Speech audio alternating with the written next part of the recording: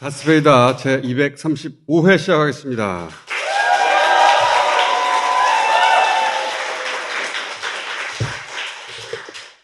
자, 날로 얼굴이 줄어들고 있는 박시영 대표.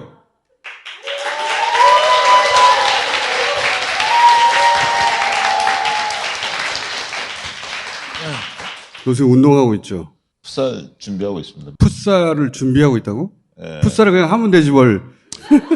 여론조사 꽃이 정당 조사를 이제 정식으로 포함하고 있기 때문에 자, 공지를 먼저 합니다. 나머지 내용은 보시면 되는데 통신사 제공 무선 가상번호를 처음으로 저희가 도입했습니다. 지난주에는 무선 RDD 방식으로 했고 이번에 이제 안심번호를 처음으로 도입해서 조사를 진행해 봤고요.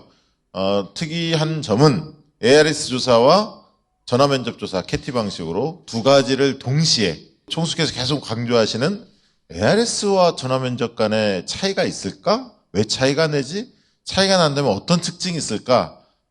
이것을 알고자 동시에 같은 요일 같은 시간대에 맞춰서 공통 질문들을 해봤고요. 같은 날 같은 시간대에 같은 꽃 사무실에서 동시에 한 겁니다. 똑같은 항목으로. 조사 방식만 달리 한 거예요. 다른 기관에서는 이렇게 안 합니다. 이런 방식은 사실 학계도 해봐야 하고 왜 차이 나지 뭐 이런 거 있지 않습니까? 조사 기관이 자기 돈을 내서 이렇게 하는 거는 처음 봤습니다. 예, 앞으로 꽃에서는 정기적으로 이렇게 해볼 겁니다. 그래서 조사 기법에 따라서 어떤 여론은 잡아내고 어떤 여론은 놓치는지 그걸 우리가 파악해 보려고 하는 거예요. 네. 이게 여론조사 꽃의 탄생 목적 중에 하나입니다. 지난번에 조선일보에서 한번 세게 그 기사를 썼잖아요. 그 전문성도 떨어진 김어준이 웬 여론조사 기관이냐. 그 덕분에 구독자가 많이 늘었다면서요? 자, 앞으로 그래서 저희가 여론조사 꽃 홈페이지에 땡큐 조선이라고 쓰려고 할 거예요. 자, 이 모든 게 가능해진 것은 구독자 여러분 덕분입니다. 땡큐. 이렇게 정기적으로 해볼 거예요. 여러 가지 특징들이 잡혀요. 네, 해보니까. 잡힙니다. 참고로 이태원 참사 이전 조사입니다. 그렇습니다. 이태원 참사 일어나기 전에 한 뭐 저녁 6시경에 이제 실사를 마쳤기 때문에 반영이 안 된. 그러니까 오늘 보시게 될 수치는 참조의 의미로 기억하시면 될 것 같고, 큰 틀에서 보자면 큰 사고 없이 3, 4주 정도 이어지는 전국에서 사정 드라이브를 최대치로 걸었기 때문에 큰 폭의 회복세는 아니었는데 한 30대 중반 정도로 회복세에 진입하던 국면이었어요. ARS와 전화 면접이 똑같은 시간대에 똑같은 질문으로 똑같이 조사를 하면 어떤 차이가 있을까? 자, 해봤는데 각각의 1000명씩 전국 그 성인 남녀 대상으로. 위가 ARS고 아래가 카티가 전화 면접입니다. 정당 지지를 물어본 거거든요. 조사 결과 45대 35는 최근 리얼미터 조사 결과 거의 대동소이할 겁니다. 주목할 것은 캐티입니다. 왜냐하면 전화면접 조사로 지금 정당 지지도를 1번 문항으로 묻는 조사기관이 거의 없어요. 갤럽, NBS 조사기관들이 대개는 대통령 지지도를 먼저 묻고 그 다음에 정당 지지도 묻거든요. 근데 이제 정당이 중요하니까 총선 국면에서 물었더니 전화면접 조사에서 거의 9%포인트가 차이 난 거. 그렇죠. 이게 굉장히 특징적입니다. 정권 초에 야당 지지자들은 직접 지지 의사를 전화 면접에서는 잘 안 밝힙니다. 숨거든요. 그래서 전화 면접에서는 38%밖에 밝히지 않았던 거야. 7% 정도가 숨었죠. 그죠? 근데 여당 지지자도 비슷한 정도로 숨어요. 네, 그렇습니다. 여당 지지자들은 자기들이 선택한 정당이 대선을 이겼잖아. 취임 6개월밖에 안 됐잖아. 근데 나는 국민의힘이요 말하는 게 벌써 부끄러워진 거예요. 정치 저관영 측까지 응답을 많이 하는 게 전화 면접 조사인데 나 뭐 좋아하는 정당 없습니다라는 흔히 말하는 무응답층이 높죠. 30%까지 나오거든요. 전화 면접에. ARS는 13.8밖에 안 나오지 않습니까? 중요한 특징은 뭐냐면 갤럽이나 전국 지표조사에서 정당 지지도 보면 양 당이 거의 지금 비슷한 정당 지지세를 보이고 있거든요. 그런데 정당 지지도를 맨 처음으로 물었을 때 이 전화면접 조사에서도 9% 정도 민주당이 앞서 있다. 이거는 굉장히 의미가 있는 거예요. 갤럽이나 전국 지표조사에서 볼 수 없는 지표입니다, 이게. 자기 지지를 드러내기가 야당은 무서운 것이고 여당 지지층은 부끄러운 거예요. 근데 여당 지지층이 임기 6개월밖에 안 됐는데 숨는다. 이게 굉장히 이례적인 겁니다. 그렇습니다. 예. 이례적인 거고요. 저기 60대도 한번 보시면 전화면접 조사에서는 46.9대 33.7로 국민의힘이 앞서요.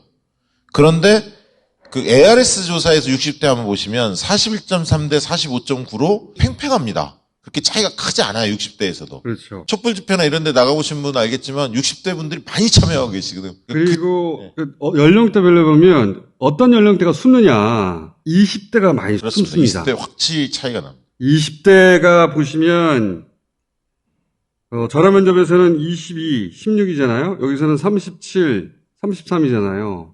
의사 표현이 확 줄어요. 반면에 거의 변화가 없는 층이 70대 이상이에요. 이 정도 비율이잖아요. ARS가 전화면접에서도 거의 비슷한 비율입니다. 70대는 안 숨어요. 어차피 내 정치 성향 70년 동안 이어져 왔다. 그런데 20대는 ARS냐 전화면접에 따라서 확 달라집니다. 여기서 이제 주목할 점은 대선을 이긴 여당 지지층이 자기 정당을 밝히는 것을 꺼려하기 시작했다, 벌써. 총선 지금 하면 이렇게 나와요. 그렇죠. 이렇게 나오는 거예요. 한 10%포인트는 민주당 쪽이 유리한 지금 국면입니다. 그래서 뭐 총선 선호정당 조사하는 결과들이 최근에 몇 번 발표가 되고 있잖아요. 대개 이제 민주당 쪽이 한 10%포인트 앞서 있는 결과들이 많이 나오죠. 그러니까 지금 정당 지지도를 정확히 하려면 이렇게 1번 문항으로 묻는 게 맞습니다. 그리고 ARS하고 전화면접을 동시에 해봐. 그러면 대체로 10% 정도 민주당이 앞서는 게 맞습니다, 현재. 그리고 대통령도 물어봤어요. 대통령 ARS는 이만큼이고요. 전화면접은 이만큼이에요. 이태원 참사 전입니다. 회복 국면이 있었던 거예요. 한 2, 3% 정도. 올랐죠. 예, 오른 정도인데 예. 이 대통령 지지율에서도 이 숨는 국면이 드러납니다. 전체적으로 보면 전화면접이 4% 정도 숨었죠. 숨는 양상이 재밌습니다. ARS에서는 매우 잘하고 있다가 22였는데 10으로 줄어드는 거예요. 그러니까 전화면접에서 대통령 매우 잘하지 말을 못하는 거예요. 그 사람들이 어디로 빠지냐? 대체로 잘하고 있는 거 아니야? 이렇게 공개적으로 대통령을 지지한다. 강도가 줄어든 거죠. 남 앞에 가면. 맞습니다. 지금 보시면 매우 잘하고 있다, 매우 잘못하고 있다라는 강한 지지층과 강한 비토층이 ARS가 두텁게 나오죠. 그렇죠. 전화면접 조사는 여기는 부끄러워서 빠진 것이고 22가 10으로 52에서 44로 빠진 건 무서워서 빠진 거예요. 김총수 이 해석도 의미 있는 해석이고요. 조금 덧붙이면 자기 생각이 확고한 사람들이 ARS에서 응답한다는 거예요. 그리고 전화면접 조사에서는 오르지 않았죠. 그러니까 ARS 쪽에서는 2, 3%포인트가 최근에 사정 정국으로 윤석열 지지층에서 정치 고관여층은 약간 결집되는 양상이 보인다는 건데 정치 저관여층까지 참여하는 일반 민심을 들어보면 거기서는 미동도 않더라. 이렇게 좀 해석할 수 있을 것 같습니다. 또 하나 재밌는 포인트는 매우 잘못하고 있다고 말했는데 직접 통화하면은 이만큼 줄잖아요. 한 7% 정도가 숨는 거예요. 근데 매우 잘하고 있다 해서 대체로 잘하고 있다로 숨는 층인 10%가 넘잖아요. 그러니까 대통령 비판층이 무서워서 숨는 비율하고 대통령 지지층이 부끄러워서 숨는 비율 중에 대통령 지지층이 숨는 비율이 더 높아요. 그러니까 대통령 지지층이 전반적으로 위축돼 있다는 겁니다. 자기 지지에 대해서. 쪽팔리죠. 매우 잘하고 있다 얘기하기에. 전반적으로 대통령 지지층이 위축된 게 확인이 돼요. 이 두 가지를 비교해 보면. 그러니까 전화면접 조사에 매우 잘못하고 있다. 이 44% 나온 거 굉장히 의미가 있어요. 굉장히 크죠. 이분들은 직접 면접원 앞에서 그렇게 답을 한 거거든. 이분들 절대 안 돌아가죠. 자, 무서운 거보다 부끄러운 게 더 커. 자, 좋아요? 너무 좋아하시네. 지역별로는 넘어갑시다. 네. 오늘 시간이 많지 않으니까. ARS 전화면접 모두 대통령 안 바뀐다. 앞으로도. 이것도 굉장히 중요합니다. 지난번에 한번 해봤던 거잖아요. 네. 이건 뭐 전화면접이든 ARS든 비슷해요. 대통령 안 바뀐다. 대통령 지지율이 올라가려면 대통령이 좀 비판받는 요소를 좀 바꿔야 할 텐데. 저분 보니까 고집도 세고 바꿀 의사가 전혀 없네? 라고 국민 대다수가 판단하고 있는 거죠. 판단이 끝난 거예요. 저 사람 안 바뀌어. 이거는 정교하게 저희가 질문을 해봤는데 검찰을 신뢰하느냐 묻지 않고 대장동 수사를 신뢰하느냐고 물었어요. 그리고 질문에 수억 원대 대선 자금 수수 혐의로 김용 부원장을 구속 수사하고 있다는 내용을 넣어줬죠. 굉장히 상세한 정보를 제공하고 부정적 평가를 받은 정보를 상세하게 제공했단 말이죠. 이렇게 물었던 이유는 지난 대선에 대장동 관련해서 굉장히 부정적 이슈가 쏟아졌잖아요. 그리고 지금도 엄청나게 부정적 이슈가 쏟아지고 있어요. 그 잔상이 얼마나 남느냐. 있는 그대로 파악해 봐야 될 거 아니야. 대선을 이긴 쪽에서 이 수사를 주도하고 있어요. 예를 들어서 문 대통령 초기에 국정농단 수사 신뢰하느냐 물어보면 80% 90%가 신뢰한다고 그랬을 거예요. 그렇죠. 그 당시 그랬죠. 이게 이긴 쪽에 주도하는 수사, 그리고 부정적 정보가 쏟아지는 수사, 그리고 대선 기간에도 부정적 잔상이 남아있는 수사. 지금 어떻게 바뀌었을까? 부정적 이미지가 강화됐을 수도 있고 그렇죠. 반대가 됐을 수도 있잖아요. 그래서 물어봤어요. 근데 신뢰하지 않는다가 이 정도예요. 대선 기간에 쏟아부은 대장동 물량, 지금 쏟아지고 있는 대장동 관련 부정적인 기사 물량을 생각하면 굉장히 큰 역전입니다. 대선 기간에 대장동에 대한 여론조사가 굉장히 많이 발표가 됐습니다. 그 당시에 이재명 후보의 주장이 설득력 있다라고 했던 사람이 낮을 때는 한 35 정도 됐고요. 높을 때가 한 40, 41, 2 이 정도 사이였어요. 말씀하신 대로 정권을 장악했음에도 불구하고, 그리고 뭐 최근 들어서 최측근이 구속 수사를 했음에도 불구하고 대장동 검찰 수사에 대해서 신뢰하지 않는다는 의견이 적어도 10에서 15% 사이에서 높다는 것은 굉장히 의미하는 바가 그렇죠. 크다. 이태원 참사 전이기 때문에 한 2주간 이재명 대표에게 돈을 줬다 등등 불리한 뉴스만 2주 동안 쏟아진 직후거든요. 그렇죠. 그래서 유동규의 발언들이 계속 나왔었잖아요. 팽팽할 거다 예상했는데 여기 보시면 지지정당 없음도 29대 60이에요. 이 의미 큽니다. 무당파들이 무당파가 안 넘어가고 있다는 거예요. 오로지 국민의힘 지지층만 이만큼이에요. 나머지 층들은 대체로 있질 않아요. 정치적 의도가 담겨 있다고 보는 것 같고, 그리고 김건희 여사나 이런 수사는 절대 안 하고 있기 때문에 정치보복 수사, 편파 수사, 불공정 수사라는 인식이 과반을 넘어선 조사들이 많이 나왔었거든요. 그런 인식이 저변에 깔려 있다. 무당층과 민주당의 동조 현상은 여기서도 확인이 되는 거죠. 자, 두 번째 이게 특검 제안이거든요. 이재명 이름을 집어넣었어요. 이재명 이름이 직접 들어갔기 때문에 자기 정치적 색깔을 직접 드러내게 되는 질문이라고 보시면 돼요. 그러다 보니까 전화 면접하고 ARS하고 차이가 나요. 그렇죠. 아까 여기서는 큰 차이가 없잖아요. 여기서는 이만큼 숨는 거죠. 이재명 대표가 제기한 특검이라고 했기 때문에 여기서 특검을 지지한다는 것은 특검 자체를 지지한다는 뜻이기도 하지만 한편으로는 이재명 지지하는 게 들키는 거 아닌가? 그래서 그리고 숨는 경향이 있습니다. 네, 그리고 검찰 수사에 대해 신뢰한다는 사람들조차도 한 30% 내외는 지금 보시면 대장동 이 특검에 대해서 앞에 조사 믿는다고 한 층에 한 28.3%도 그래도 특검하는 게 좋지 않아? 네. 자, 그래서 이재명이라고 딱 찍어놓고 물어보면 숨는 경향이 확인이 되죠. 자, 그 다음 이것도 재밌습니다. 이재명 문재인을 목표로 무리하게 진행되고 있다. 거의 비슷하게 나오죠? 이것도 숨어요. 왜? 이재명 문재인 이름을 앞에 걸었거든. 역시 전화 면접에서 이걸 답하는 게 내 정치적 선을 드러내는 거 아닌가 싶어 숨는 거예요. 또 요 질문 재밌습니다. 자, 도이치모터스 김건희 특검이죠. 특검 필요하다고 생각하냐? 이거는 거의 비슷해요. 안 숨어요. 의미가 있죠. 의미가 있죠. 전화 면접 조사에서 이걸 안 숨는다는 얘기는 김건희 여사에 대한 판단이 대부분 끝났다. 보수의 33%도 김건희 특검을 해야 된다고 생각하거든요. 보수 30% 정도는 부인 관련 이슈는 등을 돌린 거예요.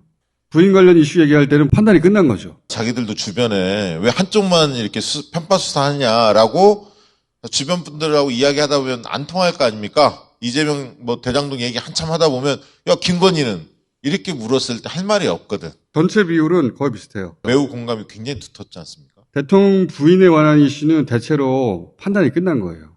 보수에서도. 자, 이것도 재밌습니다.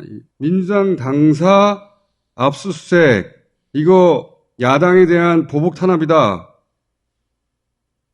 ARS 이만큼, 전화면접 이만큼이거든요. 근데 거기에 대해서 규탄 시위를 했어요.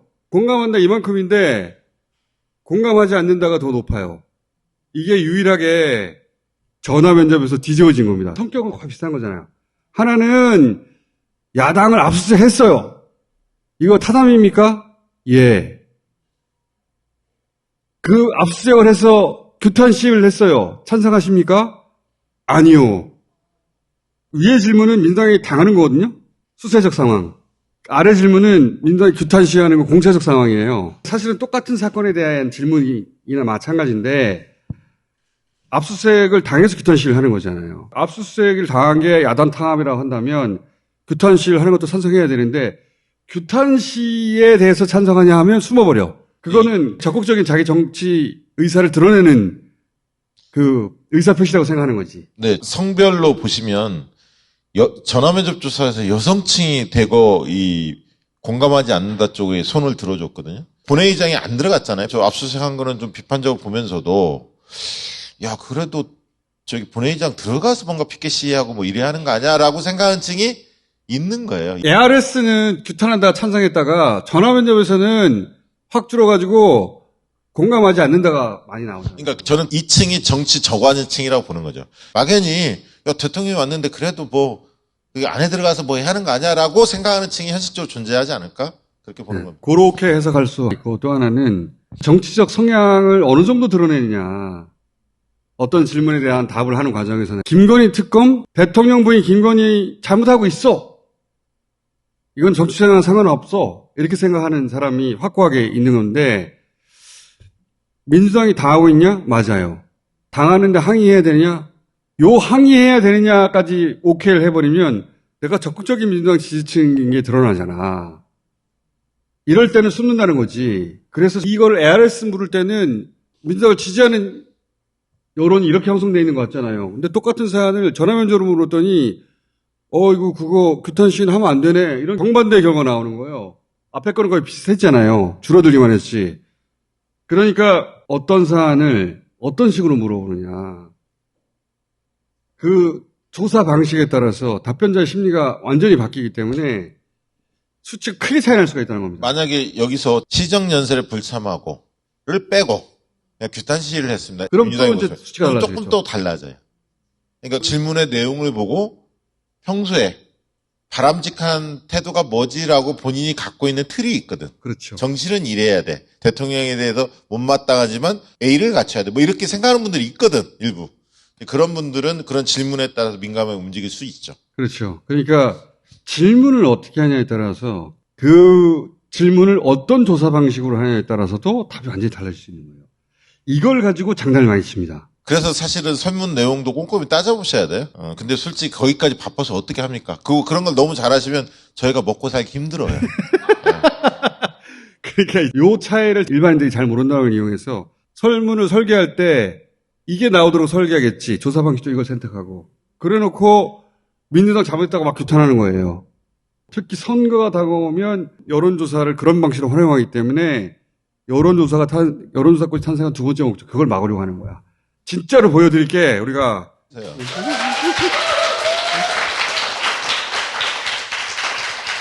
그래서 일부러 연달아 물어본 거예요. 한 해는 민주당을 지지하지 않던 큰 부담 없이 이 상황에 대해서 말할 수 있는 것과 거기에 대해서 지지 의사를 표명하면 민주당 지지하는 걸 내가 드러내는 것 같은데?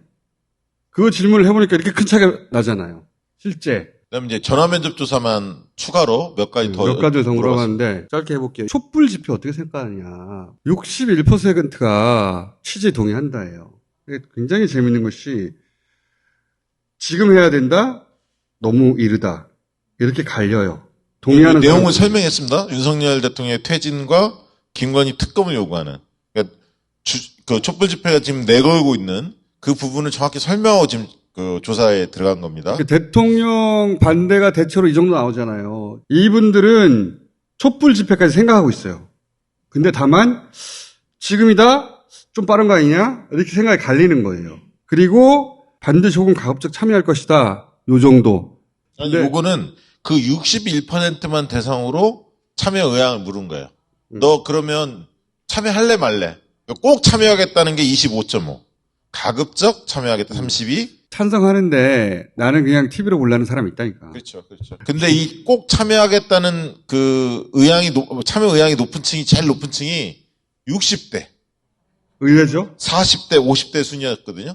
그러니까 저희가 촛불 집회 가면 60대 많다니까요. 60대, 울분의 차이서 막 40대, 60대들이. 50대, 20대가 아니야. 촛불 집회는 젊은 사람들이 주도할 것 같은데 괜히 느낌이 그게 아니고 60대, 40대, 50대가 제일 높아요. 살아봤잖아. 이명박도 겪어보고 박근혜도 겪어보고 다 겪어봤는데 완전 신종 하이브리드 이명박 플러스 박근혜가 나타났다. 그러니까 이분들은 판단을 빨리 하는 거예요. 야, 이거 뭐야 이거. 와이 씨발. 저도 나가보면 60대 분들의 말씀이 훨씬 더 격렬하고 표현도 60대는 거슬러 와서 아주 셉니다. 박정희까지도 겪어봤어요. 네, 세요. 이분들은 쭉 다 겪어봤는데 야 이거 완전 새로운 거 나타났어. 야 이런 건 처음이야. 나 이거 더 이상 견딜 수 없다. 스트레스 받아서. 그러니까 마치 촛불 집회하면 젊은 사람들이 참여하는 걸로 선입견이 형성될 수 있잖아요. 그게 아니라는 거예요. 중간에 자리도 이탈 안 해요. 끝까지 앉아있습니다. 끝까지 행진하시고. 자, 이건 부동산인데 간단하게 하죠. 근데 뭐 하락할 것이다라는 게 50.3인데 그럼 하락폭이 얼마냐라고 물어봤더니 5에서 10% 31.8이 제일 많았고 10에서 20%가 많은데 서울은 주로 5에서 10% 하락할 것이라는 의견이 높은 반면에 경기도 쪽은 10에서 20%가 상당히 두텁게 나왔어요. 지금 경제는 심리라고 하니까 참고사항으로 알려드리는 것이고 그리고 뭐 경제 경기도 나빠질 거다. IMF 수준처럼 나빠질 것이다. 그게 25%. 지금보다 매우 나빠질 것이라는 게 32, 지금보다 다소 나빠질 것이라는 게 40이니까 25하고 32를 합치면 57 정도 되죠? 57, 8 되는데 굉장히 지금보다 많이 나빠질 거다. 자, 오늘 여기까지 하고요. 여론조사의 기법에 따라서 같은 질문도 어떻게 바꿔서 묻느냐에 따라서 정반대의 결과가 나올 수 있거든요. 그 차이를 저희도 연구하고 탐색하고 결과를 알려드리겠고 그래서 그렇다면 있는 그대로의 여론을 물어보려면 어떻게 물어야 하고 어떤 방식으로 물어야 하고 어떤 시점에 물어야 하느냐 네네. 그 답을 찾아갈 겁니다. 앞으로는 일요일, 월요일 날 조사할 계획입니다. 자, 그럼 어떻게 해야 돼? 가.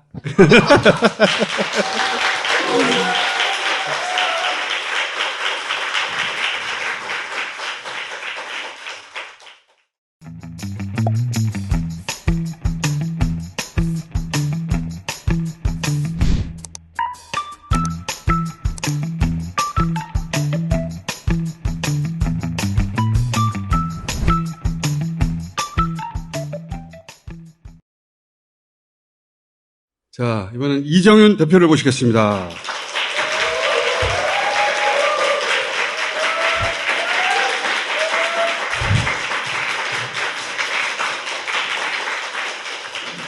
원전 얘기를 오늘 좀 짧게 하려고 하는데 윤석열 대통령이 나토 회의에 갔다 오면서 원전 세일즈 했다고 자기 입으로 자랑을 했어요. 뭐 군사 회의인 나토에 가서 무슨 원전 세일즈냐라고 그때도 했었는데 그런 말을 한 이유가 뭐냐면 당시 폴란드 원전 6기 거기에 우리가 뛰어들어 수주할 거다. 이런 식의 전망들이 있었어요. 그래서 아마도 윤석열 대통령은 그걸 수주하면 내 공이다. 이렇게 말하려고 밑밥으로 깔아둔 거로 보이는데 근데 최근에 미국 웨스팅하우스로 선정됐다. 이런 뉴스가 띵 나왔단 말이에요. 그래서 이거 우리가 수주하는 거 아니야? 했는데 알고 보니까 대표님 말에 의하면 이미 작년에 웨스팅하우스로 사실상 내정됐었다는 거 아닙니까? 무슨 말씀이냐면 폴란드는 러시아 때문에 안보에 대해서 굉장히 불안감을 가지고 있었고 미국으로부터 핵무기를 설치해달라. 그거를 요구를 했었죠. 그런데 그게 쉬운 일이 아닙니다. 미국과 나토 간에 여러 가지 복잡한 게 있고 러시아 간, 나토 간 협약한 게 또 있습니다. 그런 문제점들을 종합적으로 해결을 해야 되고 그런 약속을 받아내고 싶어 그걸 했는데. 받아내기 위해서 원전 설계 시공을 미국으로 사실 내정됐다. 미국 무역청이 있는데 그 무역청에서 피드라고 하는 프로젝트를 웨스팅하우스에 준 거죠. 피드라는 프로젝트는 프론트 엔드 엔지니어링 디자인이에요. 미국 무효청이라는 곳에서 작년에 이미 웨스팅하우스에 이 프로젝트가 될 거라고 전제하고 돈을 쓰고 있었다. 예. 그래서 업계 전문가들은 폴란드하고 미국 정부 사이에 모종의 이야기가 이미 됐나 보다. 안보 문제를 가지고 계속 협의가 진행되고 있었고 그 와중에 한국이 굉장히 쌉니다. 전 세계에서 제일 싸요. 중국보다 더 쌉니다. 원전 건설비가.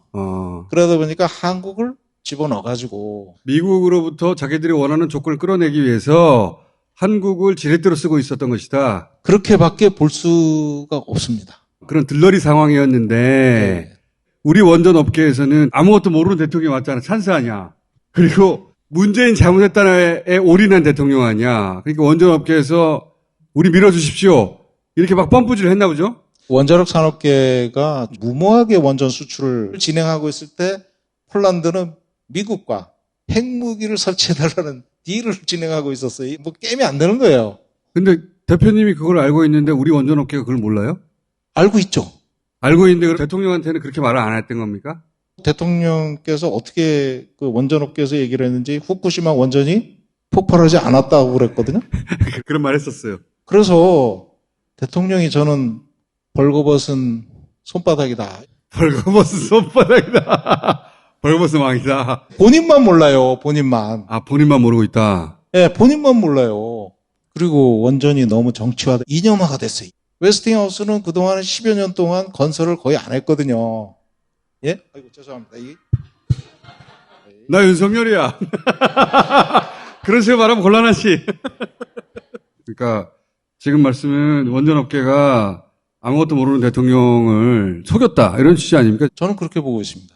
이념화됐다는 것은 원전 추진하면 보수고 탈원전하면 진보니까 보수 대통령이 나타났으니 우리가 어려운 이 상황에서 뽑아 먹어야 되겠다. 그래서 대통령이 창원까지 가셔가지고 탈원전 5년 바보짓이다.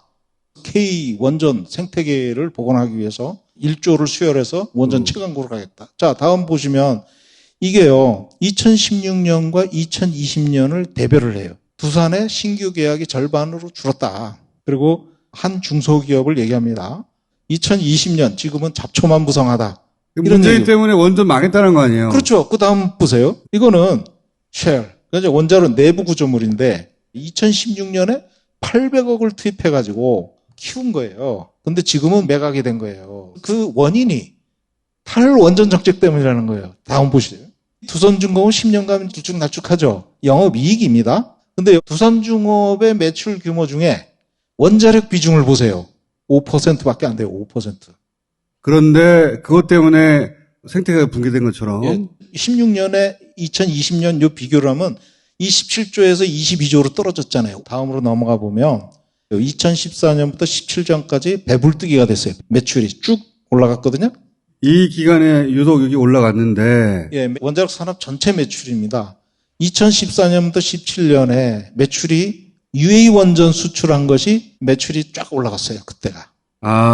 매출이 올랐던 건 UA 원전 수익이 이때 들어와가지고 올랐던 것이다. 예, 14, 15, 16, 17에 기계들이 집중적으로 들어갔던 거예요. 그러니까 해당 매출이 쫙 올라갔던 거예요. 자, 그러면 그러니까 그 이전에 했던 돈이 이때 들어온 건데 예, 요때하고 비교해가지고 지금 줄었지 않느냐 탈원전 때문에 그렇죠, 이렇게 그렇죠. 뻥을 쳤다는 거네요. 숫자 가지고. 완전 뻥입니다. 2016년에 매출이 피크잖아요. 이때 중소기업이 700억을 투자를 해가지고 공장을 확장을 했단 말이에요. 자, 2020년 확 떨어졌어요. 수출이 더 이상 안 된 거죠. 그러다 보니까 기업이 망한 건데 탈원전하고 상관이 없다. 이걸 탈원전 때문이라는 거예요. 대통령이 아무것도 몰라요. 엘다바 원전에 수주한 거 3조. 원전 생태계 복원에 큰 힘이 될 거래요. 이게 왜 아무것도 모르는 이야기입니까? 자, 원전 생태계라는 거는 핵심 기술을 갖고 있는 회사가 살아남아야 되는 거죠. 나머지 일반 분야는 언제든지 복구가 되는 거예요. 근데 그 회사 보고 저기 가가지고 저 철근 심는 그런 작업하라는 거하고 똑같은 거예요. 이게? 예, 엘다바 원전은 원자로가 아니에요. 아, 원자로가 아니에요? 네. 원전 핵심 기술에 예. 대한 수주를 받은 게 아니라, 터빈 건물. 원전이 아니고 일반 평범한 건축 건물입니다. 일반 상용 등급 원자력 안전 등급이 아닌 거예요. 일반 건물이다. 일반 건물을 수주를 한 건데 자, 원전 생태계 복원에 큰 힘이 돼요. 아무 상관이 없다. 아무 상관없는 거예요. 엘바다 원전 수주했다고 하는데, 이건 원전 기술이 아니라 그냥 일반 건물, 원전 생태하고 상관이 없다. 핵심 기술이 사용되는 분야가 아니라는 거예요. 그러니까 핵심 기술을 갖고 있는 회사 보고 맨홀 뚜껑 제작하시오. 이거는 생태계 무너지는 거죠. 아, 지금 그런 꼴입니까, 지금? 예. 반도체 만들 수 있는 기술을 가진 회사인데, 그거 가지고 먹고 살 수가 없어가지고, 무슨 맨홀 뚜껑 만드는 공사 따온 거예요? 근데 그렇죠. 그 격이에요. 그걸 생태계 복원 됐다고 생각하는 거예요, 대통령이 지금. 아무것도 모르고. 예. 바보! 바보. 그 말이구나. 여기까지 요약하면은, 원전 업계가 대통령이 원전에 대해서 모르니까 지금 사기치고 있다는 거잖아요. 저는 그렇게 생각합니다. 근데 그걸 구분할 줄 모르는 대통령은 그냥 문재인 지우기에 이게 도움이 된다고 생각하니까, 와. 예, 맞습니다. 창원 가셔가지고 탈원전 때문에 중소기업들이 다 죽네. 그게 아니에요. 원전 수출을 금방 따올 것처럼 막 그러면서 투자를 받아요. 근데 들어오는 게 없어. 그래서 망하는 거예요. 그러니까 탈원전 때문이 아니라 실제 나가서 지을 원전이 없어. 경쟁에서 탈락했어. 그러다 보니까 망한 건데 사실 탈원전 하지도 않았어요. 원전 하나도 중지시키지 않았어요. 정책 프레임이란 말이야. 탈원전해서 어렵다. 그런데 그러다가 지금 폴란드가 뽀록 난 거 아니에요, 뽀록. 예, 말씀입니다. 폴란드도 아예 처음부터 생각이 없었던 거예요. 핵무기 배치하려고 그랬는데 한국에 핵무기 있어요? 없잖아요. 처음부터 한국은 아니었던 거예요. 한국이 제일 싸니까. 그러니까 지렛대를 웨스팅하우스하고 딜을 할 때 한국은 이렇게 가격 싼데 레버리지를 사용하기 위했던 거예요. 그러다 보니까 한국 대표자들하고 회의를 하기 위해서 웨스팅하우스 사장단들이 왕창 왔어요. 왜 6월 달에 한국에 온 겁니까? 내가 들어갈 거니까 하청으로 들어와라. 근데 대통령한테 그렇게 보고 못 하잖아요. 웨스팅하우스가 와가지고 한국한테 그럼 하청으로 들어와라. 그거는 내 거니까. 근데 한국이 이걸 안 받아들였다는 거 아니에요? 그렇죠. 그 이유는 대통령한테 우리가 딸 수 있다고 말했는데 그렇죠. 하청으로 들어갈 수가 없으니까. 그렇죠. 그 자리에서 그럼 없던 걸로 하자고 가버렸어요. 그리고 나서 웨스팅하우스가 우리 한수원에 소송을 걸었잖아요. 어떤 근거로 소송을 건 겁니까? 이게 전략물자잖아요. 그러니까 해외 수출하려면 웨스팅하우스는 지적 소유권 문제가 걸려 있고 미국 정부에는 이게 핵 비확산하고 걸려 있는 거예요. 그렇기 때문에 우리나라에서는 발전소를 지을 수 있지만 해외에 나가면 미국의 승인을 받아야 되는 거예요. 그러니까 특허 문제가 걸려 있는 것이고 미국이 오케이 하지 않으면 다른 나라에 가서 원전을 지을 수가 없어요? 못 집니다. Absolutely no. 무조건 안 됩니다. 그러면 미국이 오케이 하지 않으면 우리가 독자적으로 진출을 못하고 그러니까 미국이 안 하는 곳 혹은 웨스팅하우스가 우린 거기는 안 들어갈 테니 우리한테 사업거리를 줘. 이럴 때나 가능하다는 거죠. 그렇죠. 그렇죠. 미국이 오케이 하지 않으면 원전 수출 못합니다. 한수원에서는 미국과 경쟁이 가능한 것처럼 얘기했잖아요. 저도 원자력 연구원에서 해외 나가가지고 원자로 설계를 했었거든요. 그래서 잘 알죠. 안 되는 거예요, 그거는. 근데 이 소송이 걸렸을 때도 이 소송 상관없다고 막 기사가 났었거든요. 그렇게 주장하는 거죠. 실제로는 아니에요. 아니죠. 일방적인 주장일 뿐 현실과는 다르다. 완전히 다릅니다. 말도 안 되는 주장이죠. 원전 업계는 안 되는 일인데 안 되는 줄 알면서 되는 것처럼 해왔고 그렇게 국내 여론전을 해오다가 실제 폴란드에서 미국이 가져가 버렸어. 그런데도 여전히 상관없다고 얘기하고 있거든요. 폴란드하고 미국 계약했는데 이게 정치화되다 보니까 대통령 지지도하고 연관이 된 거예요. 그래서 대통령도 무조건 따야 되는 입장이 되었는데 말해놓은 게 많거든. 정부가 발주한 폴란드 6기는 가져갔어요. 미국이. 네. 우리는 못 땄어요. 못 땄습니다. 그런데 며칠 있다가 조선일보 무슨 계약을 했대. LOI. letter of intention, 의향서를 의향서는 계약이 아니잖아. 하여튼 그걸 맺었다는 거예요. 민간 원전입니다. 민간 원전. 정부 발주 원전이 아니고 예. 민간 원전을 자기 돈 들여가지고 공사해서 치는 건데 프로젝트 파이낸싱이라고 그러거든요. 그게 10조에서 20조를 해야 되는데 그 나라 제일 큰 회사가 한 손에 한 10분의 1 되나? 안 됩니다. 그러니까 미국한테는 정부 발주 원전 6개를 줬고 계약을 했고 예. 한국에서 그럼 우리가 어떻게 하냐고 막 하니까 그러면 민간 프로젝트 파이낸싱으로 민간 원전 의향서 한번 체결해 볼까? 이걸 마치 우리가 폴란드에서 또 원전을 계약한 것처럼 그렇게 언론플레이 했다는 거네요? 그래가지고 주가가 왕창 올라가고 오늘은 또 왕창 떨어졌습니다. 이게 아무것도 아니라는 게 알려지고 나서. 시장에 진짜 잘못된 시그널을 주고 있어요. 아주 심각한 문제예요. 골 아파 죽겠습니다, 저도. 시장에 잘못된 시그널을 주고 있어요. 거기에 누가 투자를 하는지 그건 모르겠습니다. 작전이 들어가 있는 것 같기도 하고. 대통령이 원전 드라이브 걸었는데 폴란드에서 딸 거라고 그랬는데 실제로 미국이 이미 가져갔고 또 뭘 하나 꺼내 들었어. 마치 무슨 계약을 딴 것처럼. 근데 이거는 프로젝트 파이낸싱이고 그 자금을 조달할 능력도 없고 그냥 의향서 정도 교환한 걸 가지고 여전히 뭔가 있는 것처럼 장사해 먹고 있는데 실제로는 우리 원전은 미국에 오케이 하지 않으면 수출을 못한다. 임기 지나면 이거 거짓말로 다 뽀록나거든요. 자기 임기가 금방 끝난다고 생각하고 그러는 것 같아요. 오늘 참 이상한 대로 많이 튀시네요. 이게 마무리니까 그냥 오케이를 하시든지 그렇다고 하시든지 그러면 끝나는 거예요. 예. 이미 작년에 미국이 가져간 사업인데 아니다. 우리가 할 수 있다 속였다는 거잖아요. 폴란드도 시그널을 그렇게 줬습니다, 사실. 근데 대통령은 그것도 모르고 계속 원전 하고 있다는 거죠. 그죠. 주식시장도 춤을 췄죠. 그 사이에 누가 이득을 봤는지 모르겠습니다. 아하. 저 오늘 여기서 마무리할게요. 예. 편집된 버전을 보신 분들은 왜 온지 모르실 거예요. 대표님이 하도 여러분들이 튀어가지고, 예. 근데 말하지 마세요, 이제. 시장에 잘못된 시그널을 주고 있다. 그것만 좀 이해를 해주시면 될 것 같습니다. 윤석열 대통령이 제일 힘줘서 말한 게 원전 아니에요, 이때까지? 근데 이게 사실은 허망한 이야기였다는 거 아니에요, 다. 허황된 얘기죠. 야. 돈도 많이 쓰고 있습니다. 월성 원전은 질질 새는데 수출한다고 돈 팡팡 쓰고 있어요. 또 새로운 얘기 시작하시려고 그러나. 오늘 여기까지만 하겠습니다. 감사합니다.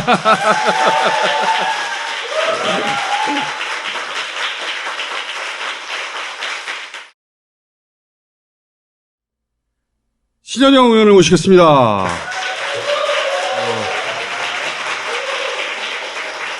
신현영 의원을 모신 이유는 이제 의료인 출신이신데 특히 재난 대응 의료팀 출신이에요. 그래서 이태원 참사가 나자마자 중앙응급 의료센터에서 호출을 받아서 디맷이라는 재난 응급의료팀 원으로 갔습니다. 그 연락이 의원님한테도 온 거예요? 제가 자발적으로 간 거죠. 그러니까 밤 12시 반 정도의 상황을 인식을 했고요. 중앙응급의료센터랑은 제가 의정활동하면서 평소에 소통을 했기 때문에 이 상황에서 의료팀을 어느 범위까지 부를 것이냐 라는 문의를 했더니 제가 몸담고 있었던 명지병원이 디맷이라고 하는 재난 현장에 투여가 되는 긴급 의료 재난팀입니다.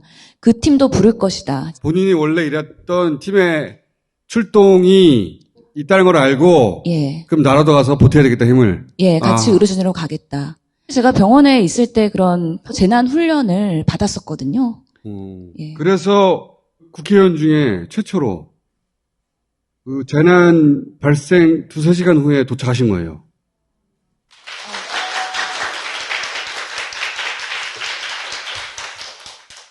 여기서는 이제 국회의원이 아니라 의사로 활동하신 거죠.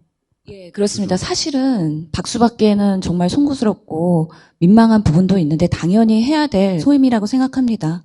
다만 처음에 고민했던 거는 국회의원이 현장에 가면 오히려 현장에 방해가 될까 이런 걱정을 하면서 그렇기 때문에 의료진의 팀원으로서 조용히 역할을 하고 돌아와야 되겠다는 생각을 갖고 매우 겸손한 마음으로 현장에 갔고요. 직접 현장에 가셨던 의원이자 의사시니까 궁금해서 몇 가지 여쭤보고 싶은데 그 심정지 후에 골든타임이 4분이다. 언론에서 굉장히 많이 보도되더라고요. 근데 당시 의료진이 도착했을 때 이미 3분을 넘긴 상황 아닙니까, 대부분?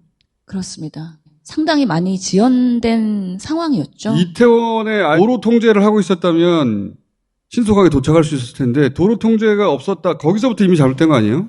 예, 재난 현장이 발생하면은 경찰, 소방, 응급의료팀이 연쇄적으로 현장에 도착을 하게 되는데요. 제가 지금 더불어민주당의 그 이태원 참사 TF 멤버로서 어제 그 좁은 골목 현장의 폴리스 라인 안에 들어가서 점검을 해봤더니 소방이 도착했을 때도 접근하는데 어려움이 있어서 지연이 됐고요. 실제로 앞줄이 8겹으로 쌓여있는 그 처참한 8겹이요? 현장.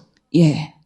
8겹이 쌓여 있었기 때문에 앞줄에서 빼내려고 했었는데 구조가 안 돼서 안 되겠다, 돌아가자 해서 뒤에서부터 구조를 했기 때문에 이미 앞줄에 있는 분들, 그리고 중간에 있는 분들은 서서 끼어서 사망하실 정도로 상당히 위험한 상황이었고 골든타임을 많이 놓친 상황에서 구조가 시작된 걸로 예, 8겹으로. 해석됩니다. 8겹으로. 8겹이라고 합니다.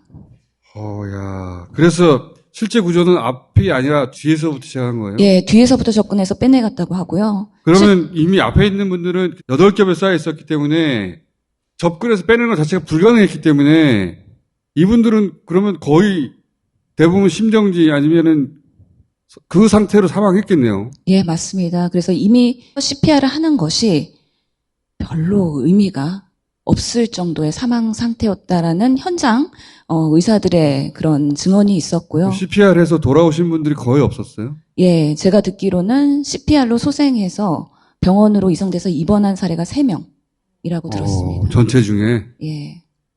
골목 통제도 없었지만 도로 통제가 안 되니까 의료팀이 들어갈 때부터 문제였던 거 아니에요? 아예. 예, 현장 접근이 불가능했었고요. 한쪽은 해밀턴 호텔의 가벽이기 때문에 꽉 막혀 있는 것이었고요.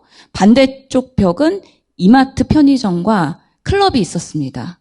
그 클럽 안에서도 사망자가 나왔다고 하니. 아, 그래요? 예. 클럽 쪽에서 이렇게 끌어당겨서 구출했던 사람들이 나중에 사망한 건가요? 실제로 그런 압박 상황에서 대피할 수 있는 장소가 편의점 안과 클럽 안이었을 텐데요.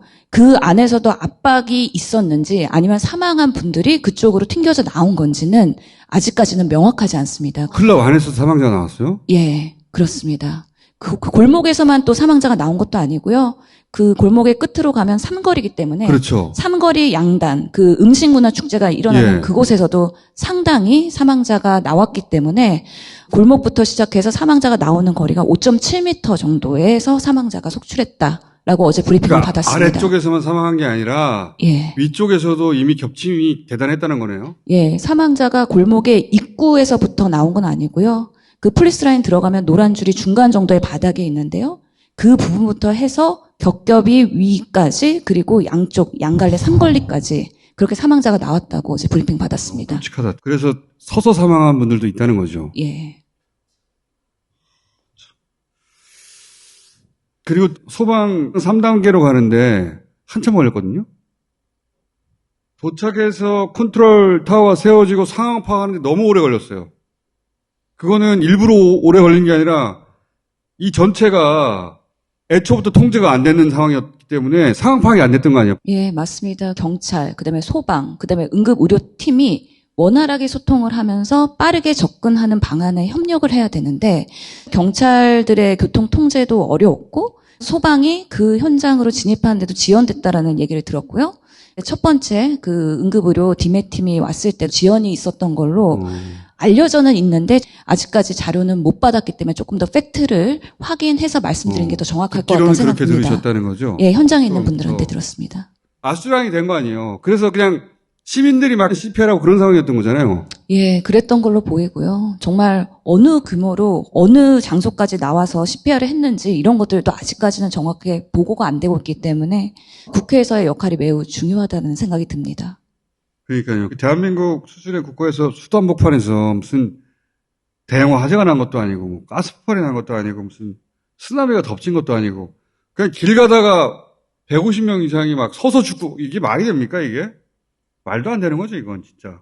압사 사고는 경기장이나 공연장 입구 같은 데서 발생하는 것이지 도시 골목에서 걸어가다 압사당한 사례가 어디 있어요? 없어.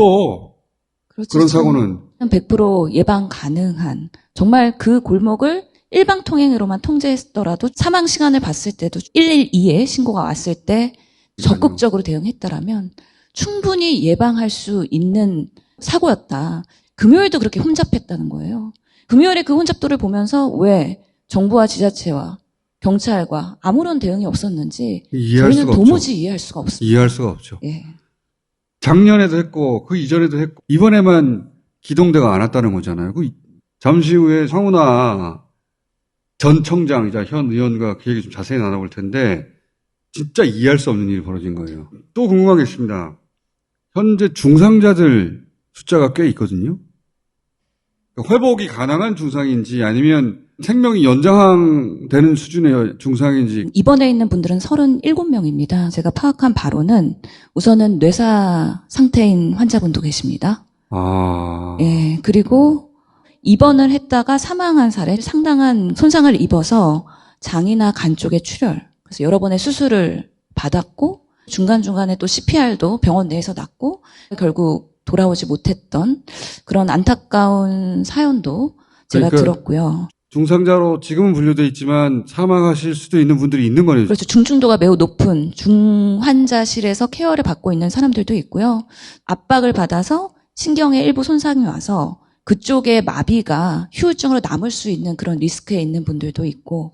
또 걱정되는 게 워낙 사망자가 많이 나다 보니까 이 정도는 굳이 병원까지 갈 필요 없지 않을까 생각하고 막 실핏줄 터진 다리 찍어서 올리고 이런 분들 있더라고요, 보니까. 네. 그러니까 이런 사고를 겪은 사람들 중에 당장은 괜찮은데 나중에 사망에 이르고 이런 경우도 있다면서요. 예, 그럴 가능성이 있어요. 저도 다리가 이만큼 멍든 분이 포스팅한 걸 봤는데요. 그런 분들 나중에- 무조건 병원 가야 되는 거 아니에요? 예, 병원 가서 혈액검사랑 소변검사 꼭 해보셔야 된다고 권고드립니다. 그분 이는- 하나겠는가? 그날 수천 명이 그런 일을 겪었으니까. 예, 근육세포가 깨지거든요. 이렇게 압박을 받으면. 그러면 세포 안에 있는 칼륨이나 미오글로불린이나 여러 가지 세포 안의 성분들이 우리 혈액으로 돌면서 우리 다발성 장기 손상을 가져올 수도 있고요. 콩팥 기능을 손상시킬 수도 있기 때문에 우리가 횡문 근육 융해증이라고 하는 질환인데요. 그렇기 때문에 멍이 광범위하게 들으셨거나 압박을 심하게 받으신 분들은 혈액 검사를 하셔서 당장 괜찮다고 예. 집에 있을 게 아니라 예, 꼭 검사받아야 되죠. 예, 콩팥 기능이나 이런 것들이 문제가 없는지 한번 확인해 보시는 거는 좋을 것 같습니다. 일주일에 갑자기 사망하고 그런 경우도 있다면서요. 그런 수치들이 갑자기 피크에 올라가서 다발성 장기 부전으로 가게 되는 경우에는 또 예후가 안 좋을 수도 있거든요. 그렇기 때문에 손상이 있는 분들은 꼭 챙겨 보시길 바라고요. 저는 이번 사고를 보면서 상당한 충격을 받았는데요. 2022년에 대한민국의 젊은 우리 청년들, 그 현장에 있었던 분들이 희생을 당했는데 우리들의 이야기라고 생각을 합니다. 지금 윤석열 정부가 들어오고 정말 대한민국을 국민의 생명과 안전을 지키는 국가로서의 그런 소명을 발휘하고 있는지 매우 의문입니다. 대한민국이 안전한 국가가 되기 위해서 이번에 강력한 목소리가 나와야 되지 않을까에 대한 그런 책임감을 갖고서는 이번 사안을 바라보고 있다라는 말씀 드리겠습니다. 여당 의원에서 야당 의원이 됐잖아요. 뭐가 바뀌었어요? 내 자신도 모르던 기질과 스피릿이 있었던 거 아니냐. 그런 것들이 지금 스물스물 나오고 있는 것 같다라는, 저도 제 자신을 보면서 신현영도 이런 면이 있었구나. 그리고 잘할 수 있겠구나. 제 소명이지 않을까라는 생각을 하면서 사명감 갖고 있습니다. 파이팅 기질이 나한테 있구나 하는 걸 확인했다는 거잖아요. 15개월 동안 대변을 하면서 제가 많이 성장을 하고 다스베이다에서 여러 말씀과 조언을 해주시면서 또 제가 영감을 얻었습니다. 싸움꾼이 돼가고 있어요. 상당히 터프해지고 있는 것 같습니다. 덮어지고 있어요. 예. 네. 부드러운 카리스마를 터프함으로 승화하고 있습니다. 그래서 의사로 돌아가십니까? 아니면 출마하십니까? 아직도 의사이고 평생 의사입니다. 제가 정치인으로서의 소임은 할 수 있는 한 최대한 혼신을 다해서 의사는 면허가 계속 살아있으니까. 국민들께서 그 권한을 부여하고 허락해 주실 때까지 열심히 출마한다는 얘기네요. 예, 우리 당에서의 전문성과 보건의료 영역을 굳건하게 지키겠습니다. 네. 모시겠습니다. 감사합니다.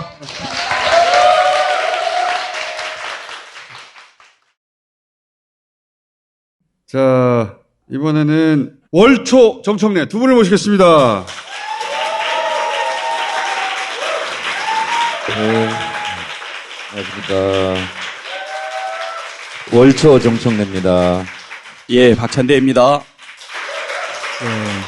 월에 한 번씩 전국들 해설해 주시기로 하셨는데, 이재명 대표가 상황 판단이 참 좋다고 생각한 몇 가지가 있는데, 하나는 참사 직후에는 정쟁을 중지한다. 근데 정부 태도를 보고 더 이상 참을 수 없다. 책임을 묻기로 한다. 둘 다 시의적절한 판단이라고 생각했거든요.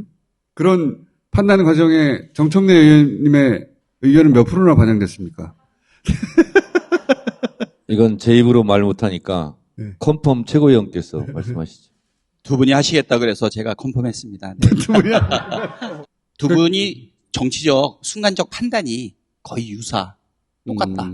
옆에서 지켜보니까는요. 정치를 하면서 참으로 오랜만에 참 뜻이 맞는다. 그리고 이제 뜻이 맞아도 정치는 타이밍이잖아요. 그 타이밍을 놓치면 그렇죠. 닭조천 게 지붕 쳐다보는 꼴이 되잖아요. 근데 순간순간 판단과 실행 이것이 우리 당대표님하고 잘 맞았던 것 같습니다. 그리고 이번 이태원 참사 앞에서 초당적 협력 이 말씀을 꼭 쓰셨으면 좋겠다. 근데 이게 쓰기가 어렵습니다. 사실은 야당 당대표가. 근데 받아 주시더라고요. 그러면 어려운 야당 그렇죠. 대표로서의 결단입니다. 더군다나 지금 윤석열 정부에서 자기를 감옥에 쳐넣으려고 하고 있잖아. 그리고 나서 만약에 예도 기간이라고 일방적으로 설정한 5일까지 계속 그대로 갔으면 야당 뭐 하냐고 역할하라고 그랬을 거거든요. 최고위원회에서는 고민스러웠습니다. 당원과 지지자들은 민주당이 왜 이렇게 수세적이지? 왜냐하면 어처구니 없는 사실들이 드러나기 시작하니까. 그렇습니다. 신속한 수습도 중요하고 애도도 중요한데 국민들이 물어보는 정당한 질문들에 대해서 정부와 당국에서는 계속적으로 회피하지 않았습니까? 질문하지 말라는 거였거든요. 그리고 가만히 있으라. 저는 그 말이 생각이 나더라고요. 세월호 때. 그렇죠. 그냥 가만히 있어. 이 참사가 발생하고 밤새 제가 TV 속보를 계속 봤어요. 유가족이신 것 같아요. 그분이 그러더라고요. 그냥 길을 가다가 목숨을 잃었다. 그 말이 가장 저의 가슴을 때렸어요. 저희 민주당 최고위원회가 역대 최고위원회와 다른 점이 하나 있습니다. 한 번도 언쟁을 해본 적이 없습니다. 이전에는 언쟁도 하고 멱살 일보 직전까지도 가고 많이 그랬었거든요. 당대표한테 제가 전화를 했어요. 112 신고 이전 상황과 이후 상황은 완전히 달라졌다. 행안부 장관과 경찰청장은 1단계 조치로 파면을 얘기 안 할 수가 없게 됐다. 그랬더니 당대표가 하세요 이렇게 얘기하더라고요. 그리고 이제 최고위원들하고 공유를 했습니다. 정쟁 중지한다고 했다가 그 분기점이 112 신고 네, 그렇습니다. 녹취록 나오면서 이건 책임을 묻지 않을 수 없다. 경질이 아니고 파면. 파면해라. 경질은 죄를 묻지 않는 거고요. 파면은 징계의 의미가 있습니다. 이태원 참사의 최종 책임자는 윤석열 대통령이다. 우선 1단계 조치를 해라. 저는 이렇게 생각합니다. 민주당은 이제 투쟁이다. 이 투쟁을 할 때는 아주 지혜롭게 싸워야 되고요. 너무 앞서가서도 안 되고 너무 뒤에 처져서 가서도 안 되고 국민과 함께 같은 발걸음으로 가는 것이 굉장히 중요하다. 팩트, 진실, 진상 그리고 국민과 어깨 걸고 가겠다 이런 말씀 드립니다.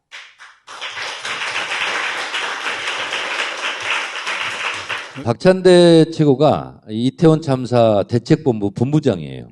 예. 3개 부서로 만들었습니다. 일단은 슬픔을 당한 유가족들 빨리 수습할 수 있게끔 어떻게 하면 지원할 수 있을까. 지금 많은 희생자들의 발인, 장례 절차가 지금 되고 있고요. 그 사이에 장례 지원비라든가 이런 부분에 있어서 어처구니 없는 일들이 있었거든요. 그 내역을 하나하나 설명하는 증빙 처리를 해야 된다라고. 영수증을 제출해라. 영수증 제출하라고. 네. 네, 장례 비용 쓴 거 영수증 제출하면 그만큼 돈 주겠다. 그리고 말도 이제 안 되는. 행정 지원이 전혀 없는 상태에서 저도 빈소를 가봤지만 그 유족들이 아무 말씀을 못 하세요. 아니, 무슨 정신이 있다고 지금 영수증을 챙기고 있어요, 그 네. 유족들이. 그래서 이제 미친 새끼들 아니야. 그 시신들만 한 40여 군데 병원으로 안치가 됐기 때문에 유가족들끼리 서로 공유하거나 연대하거나 이야기하기가 아직 어렵지 연락처를 않아요. 몰라요, 서로. 네.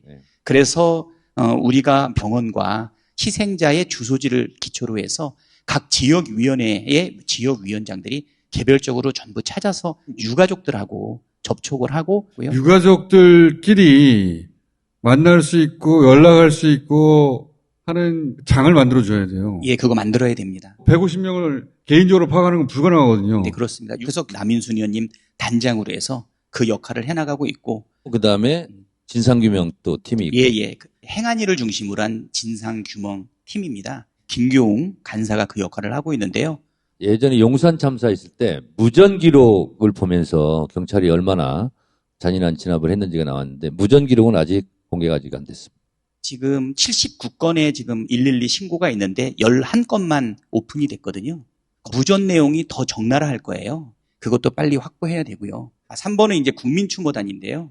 전국에 산재되어 있는 희생자들과 관련된 국민 추모를 어떻게 진행할 것인지 유기용 위원께서 지금 그 역할을 지금 진행을 하고 있습니다. 우리 민주당이 전체가 총력으로 진상을 규명하기 위한 노력을 진행을 할 거고요. 오늘 유민 아빠하고 통화를 했습니다. 어쩌면 이렇게 이태원 참사가 세월호 참사랑 닮았을까? 가만히 있어라. 그랬죠?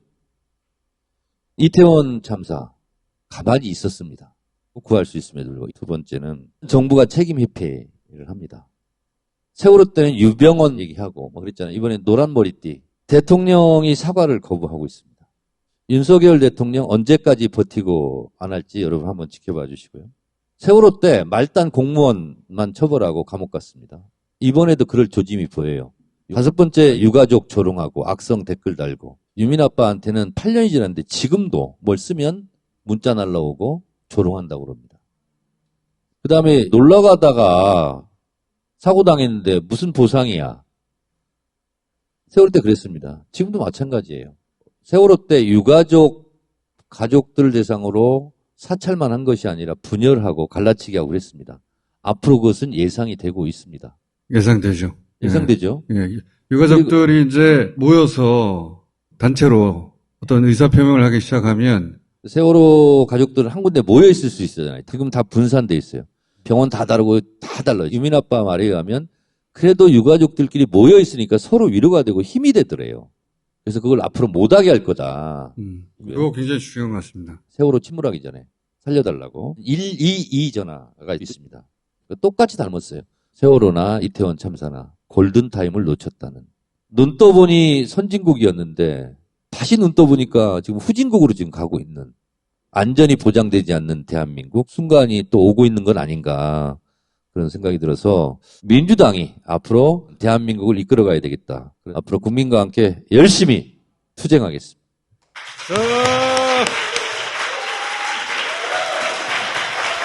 박찬대 최고도 한마디 해야지. 투쟁하겠습니다. 네.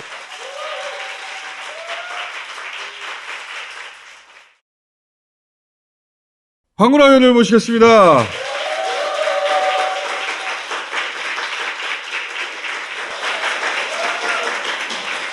황운하라고 합니다. 반갑습니다.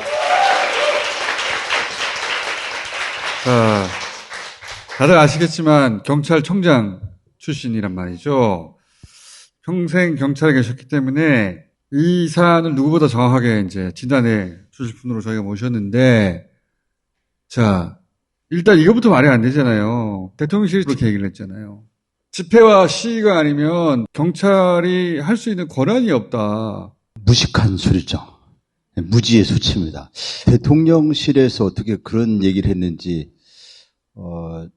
정말 어이가 없죠. 주체가 있다 없다. 축제이다 아니다. 축제이니 아니니. 이것은 경찰 투입과 아무 관계가 없습니다. 경찰은 국민들의 생명과 신체와 재산, 공공의 안녕 질서를 유지해야 되기 때문에 국민이 있는 곳에 위험이 있다면 주체자가 있든 없든 당연하지 않겠습니까? 주체자가 없으면 거기 모인 국민은 대한민국 국민이 아닙니까? 경찰의 보호 대상이 아닌가요? 경찰이 주체자가 없으면은 시민을 보호할 수 없다? 태어나서 처음 들어본 말이에요. 그걸 그냥 막 말하고 있어, 근데. 그러니까 씨발. 여기 막 튀어나오더라고, 듣고 있는데. 우리는 책임이 없다. 이 얘기를 자꾸 하고 싶은 거죠. 주체자가 없으니까 우리 보고 어떻게 하라고. 아마 그 대통령실에서 재난 및 안전관리법 어디에 한 조문을 찾아봤던 것 같아요. 거기에 해당되지 않는다라고 생각을 해서 얘기를 했겠죠. 그 문구 하나 가지고 어떻게 이 사항을 돌파하냐? 라고 말해야 정상이잖아요. 재난 및 안전관리법만 있는 게 아니고 경찰관 직무집행법도 있고 도로교통법도 있고 예를 들어서 도로교통법에 근거해서 경찰은 누가 어떤 주체자가 있든 없든 도로를 통제할 수 있고 차량을 정지시킬 수 있고 또 거기에 있는 사람을 피신시킬 수도 있고 억류시킬 수도 있고 그 순간순간의 상황에 따라서 국민들의 생명과 재산을 지키기 위해서 필요한 물리력을 행사할 수 있습니다. 그거는 그냥 경찰 우리가 자격입니다. 상식적으로 다 알아요. 사실 이걸 설명한다는 게 너무 어이없어요. 제가 이거 시간 들여서 이걸 설명을 해야 됩니다. 그러니까 너무 상식에 관한 이야기. 경찰이 예를 들어서 길이 너무 복잡하니까 이쪽으로 다니세요. 그러면 주체가 없는데 이럴 순 없지, 당신이. 말이 되는 소리를 해야지, 씨발. 그걸 대통령실에서 그렇게 말하고 있으니까. 그걸 대통령실에서 얘기했으니까. 씨발, 진짜 이걸. 국민들을 바보로 하는 것 아닌가라는 생각이 들었어요. 156명의 이 젊은이들이 길을 가다가 갑자기 죽었어요.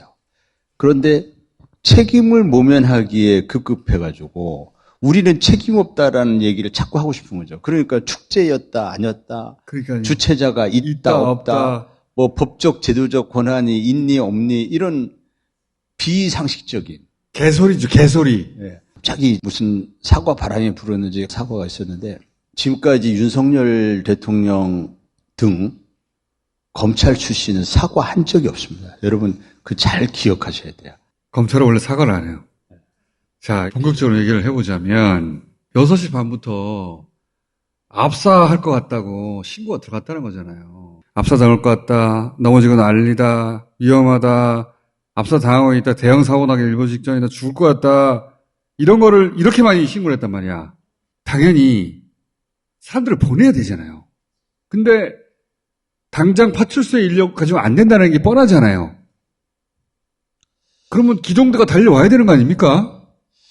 그러니까요. 파출소의 경찰관들은 굉장히 많은 건수를 처리합니다. 파출소 경찰관들은 신고자의 안전을 확보하는 것, 신고자끼리 서로 싸우고 있다든지 어떤 뭐 물건을 부수고 있다든지 목전에 급박한 어떤 불법이 저질러지고 있을 때 그거를 1차적으로 제지하는 게 파출소 역할입니다. 그런데 이렇게 대규모의 인파가 운집한 집회, 시위 또는 이런 혼잡경비 상황, 파출소 경찰관들 영역이 아닙니다. 아하. 그 많은 군중 속에서 2명의 경찰관이 가서 무슨 역할을 하겠어요? 그래서 그 경찰관은 신고한 사람 누구세요? 해서 신고한 사람에게 그 지금 당장 뭐 어디 다치셨어요? 누구하고 싸웠어요? 그 신고한 사람에게 경찰관은 안전하게 귀가하세요. 여기 계속 있으시면 위험합니다. 또 다른 112 사건을 또 처리하러 갑니다. 아하. 근데 여기에서 이제 제가 이 처리 결과를 봐야 되겠지만 이 현장 경찰관이 현장의 상황을 목격을 하고 이 상황을 뭔가 보고를 했었을 것 같아요. 보고를 했겠죠. 네, 당연히. 보고를 했을 것 같아요. 어마어마한 상황이니까 지금. 네, 지금 굉장히 많은 사람들이 뒤엉켜가지고 기동대를 보내달라. 또는 어떤 모종의 조치가 필요하다. 누가 나와서 현장 관리를 해달라. 파출소 경찰관으로 그 역할을 할 수가 없거든요. 저는 용산경찰서에서 2년을 근무했어요. 제가 그 골목 그 주변에 살인사건 또 마약 단속하러 많이 다녀봤어요. 그래서 그 현장 상황을 잘 아는데 그 현장에서 햄밀턴 호텔 뒤쪽에서 인파가 몰려가지고 이게 이태원역으로 내려온단 말이죠. 그렇죠. 또 이태원역에서 인파들이 모여서 그쪽으로 올라가요. 그렇죠. 그 폭이 좁아요. 그리고 길이가 40m밖에 안 돼요. 또 약간 경사가 돼 있어요. 특히 지하철에서 내려서 올라가고 말씀하셨듯이 이쪽 양쪽에서 네. 내려온단 말이죠. 양쪽에서 비는 거죠. 그래서 중간에 끼인 사람들이 이번에 대부분 피해자들이더라고요. 이것은 애초에 처음부터 양쪽 그 골목의 출입구 쪽에 경찰관들을 한 2명만 배치했어도 경찰관들의 통제에 따르거든요. 자, 이번엔 내려오기만 하세요. 이번엔 올라가기만 하세요. 차가 교행하는 공사 현장 이럴 때 누군가가 차를 이쪽 방향으로 먼저 빼고 그다음에 다시 이쪽 방향 빼고 이렇게 하지 않습니까? 인파 관리도 그렇게 하면 되는 거거든요. 그렇게 기본 했으면- 아닙니까? 기본. 그게. 그렇죠. 그 그 기본인데. 기본입니다. 그렇게 관리를 했으면 이런 사고는 당연히 안 생기죠. 그런데 이미 뒤엉켜서 잼이 된 상황에서 그 파출소의 경찰관이 어떻게 하겠어요? 그래서 아마 지원 조치를 요청하지 않았을까 저는 그런 짐작이 되는데 그 조치 결과 보고 내용을 제가 좀 확인을 해본 뒤에 말씀드릴 수 있을 것 같아요. 이게 굉장히 중요한 것이 잘못을 현장경찰관, 파출소경찰관에게 지금 분리하고 있거든요. 지금 그러고 있어요. 네. 현장 조치를 잘못했다고. 근데 파출소 직원들 가지고 어떻게 해, 이거를 도대체. 물론 현장경찰관의 부실한 조치가 있었다면 당연히 철저하게 규명하고 상응한 책임도 물어야 해요. 그러나 이것이 현장경찰관의 잘못이냐는 거죠. 기동대를 배치하지 않은 관리자의 잘못인 거죠. 누가 대목, 기동대를 배치하지 않았느냐 이거예요. 그 대목을 좀 설명해 주세요. 가장 이상한 게 예년에는 배치하던 기동대를 왜 올해는 뻔히 많은 사람이 올 거라는 걸 아는데 배치하지 않았냐. 그게 정말 미스터리예요. 제가 현장 상황을 그 영상을 보면서 왜 경찰이 안 보이지? 이것이 가장 첫 번째 든 의문이었어요. 형광 점퍼를 입은 이 기동대 경찰이 보였어야 되거든요. 기동대를 설명해 주세요. 이 기동대가 담당하는 임무가 여러분들 가장 많이 이렇게 보는 장면이 집회 시위 현장에서 형광 점퍼를 입은 경찰관들. 그 사람이 기동대 경찰관이거든요. 이 기동대 경찰관들이 가장 많이 수행하는 업무가 이제 집회 시위 관리이고 대규모의 인파가 운집한 곳에서 혼잡 관리입니다. 뭐 주체가 있니 없니 자꾸 얘기하니까 여러분 동해안에 멋진 일출을 보러 사람들이 자연스럽게 많이 몰려요. 그 주체자가 있습니까? 주체자가 해지해. 사람들이 몰려요. 그때 경찰은 일찌감치 대비 계획을 세워가지고 멀찌감치부터 인파 차량을 통제하기 시작합니다. 안 그러면 차량 교행이 안 되고 압사 사고가 나니까. 그런 현장에 배치되는 경찰을 기동대라고 합니다. 할로윈데이 때 대규모의 인파가 운집할 것이라는 것은 누구나 다 예측이 가능했습니다. 노마스크 첫 해기 때문에. 그렇다면 그 좁은 공간에 일시점에 아주 고밀도의 인파가 운집해서 이것이 압사사고로 이어질 수 있겠다는 것은 경찰은 예측할 수도 있고 안 할 수도 있는 게 아니라 예측해야 될 의무가 있어요. 정보를 수집해서 분석해서 판단했어야 됩니다. 근데 그게 그러면 처음 이제- 있는 일이 아니기 때문에 그렇죠. 하던 대로 하면 되는데. 그러면 이제 기동대를 배치해야 되는 거죠. 그래서 매년 기동대가 배치된 걸로 알아요. 작년에도 네. 3개 기동대가 배치됐더라고요. 그러니까 해명하기를 그 코로나19 방역 조치의 일환이었다. 기동대가 수행하는 임무는 방역 활동도 하고 혼잡 경비도 하고 교통 통제도 하고 다 하는 겁니다. 그래서 기동대 한 명이 배치되면은 그 현장의 질서가 자연스럽게 잡히게 되거든요. 그런데 왜 이번에는 배치가 안 됐을까? 미시적으로는 기동대 배치 안 된 것이 이번 사고의 직접적인 원인이다. 최근에 나온 기사를 보면 용산 서장은 기동대를 배치해달라고 요구했다고 하거든요. 말씀하셨듯이 너무 당연한 거니까. 그런데 배치를 안 해줬다는 거예요. 이 부분이 집중해서 조사해야 될 부분이에요. 왜 기동대 배치 요청을 거절했는가? 누가 결정했는가? 이 부분에 대해서 거시적 관점에서 이런 분석을 할 수 있을 것 같아요. 대통령 한 명이 바뀌면 공직사에 미치는 영향은 대단히 클 수밖에 없습니다. 고위 공직자에 대한 인사권을 대통령이 가지고 있거든요. 그 고위 공직자가 현장 경찰관들 인사권을 갖고 있거든요. 대통령이 뭘 중요하게 생각하지? 이 대통령은 안전보다는 시장 경제니 무한 경쟁이라든지 자율이라든지 민간 자율을 자꾸 얘기하는구나 하면은 그쪽으로 가는 거죠. 안전을 중시하는 정부였다면 단 한 명의 국민들이 희생당한 있어서는 안 된다 생각하고 이러한 혼잡 경비에 많이 신경을 썼을 겁니다. 근데 대통령부터 던지는 메시지가 이게 아닌 것 같으니까 경찰청장, 서울경찰청장 등이 이러한 혼잡 경비에 소홀했던 것이 아닌가. 안전에 대한 마인드가 결여된 그런 지도자가 지금 정부의 요직에 포진해 있다 보니까 마땅히 배치되어야 될 기동대를 엉뚱한 데 배치한 거죠. 우선순위를 바꾼 거죠. 네, 우선순위 바꾼 거죠. 그래서 기동대를 거기를 안 가도 되고 기동대가 혹시 남으면 그 용산 대통령실 거기나 더 배치하고 뭐 광화문에 민노총 집회나 더 배치하고 이런 식의 배치를 해가지고 광화문에는 경찰이 남아돌고 용산 대통령실 주변에 경찰이 남아돌는데 정작 기동대가 있어야 할 이태원에는 한 명의 기동대도 없었다. 서울 전체 기동대가 몇 개나 됩니까? 그날 이 운용된 기동대가 81개더라고요. 81개. 81개 중에 한 개 부대만 배치하면 충분하거든요. 인력이 부족해서 배치 못했다는 건 말이 안 됩니다. 그날 광화문에 굉장히 많은 기동대가 배치됐을 거예요. 또 대통령실 주변에도 많은 기동대가 있었을 겁니다. 거기에서 한 개 부대를 빼가지고 이태원에 대비하는 것은 전혀 무리한 배치가 아니죠. 기동대가 배치 안 된 것이 저는 그래서 거시적 관점에서는 정권이 바뀐 후에 안전에 대한 마인드, 인간의 존엄에 대한 마인드, 안전을 강조하는 건 관료주의적 사고야 하면서 뭐라고 그랬어요. 원전과 관련해서 안전이 중요하다는 그런 관료주의 사고를 버려라 이런 식으로. 네. 국정 운영, 가치, 철학 체계가 국민의 안전, 인간의 존엄 이런 것과 좀 상당히 거리가 있는 더군다나 원전에 대해서 그렇게 얘기하는 사람이니까. 그래서 그 부분이 기동대가 배치가 안 된 원인 중에 하나가 아니었나. 그런 분위기가 정권이 바뀐 후 공직사회에 어떤 분위기가 형성되었던가. 안전보다는 효율을 강조하는 그런 분위기가 형성되었을 것 같아요. 또 하나는 그 10월 24일인가 그때 윤석열 대통령이 뭐 마약과의 그거 어쩌고 이런 얘기를 했어요. 저는 굉장히 의아하다는 생각을 했어요. 이게 10월 13일부터 시작되는 거거든요. 방금 말씀하시는 게 한동훈 장관이 전쟁을 치른다는 각오로 마약 대응, 대검의 지시, 경찰의 날 기념식에 가가지고 말씀하신 마약과의 정리에서 승리해달라 대통령. 그 다음에 또 전사회적 마약과의 전쟁과 절실, 그리고 당 정의 마약 1년간 특별수사 이런 얘기를 10월 중순부터 10월 말까지 연속으로 합니다. 저는 이 의도가 순수하게 보이지 않아요.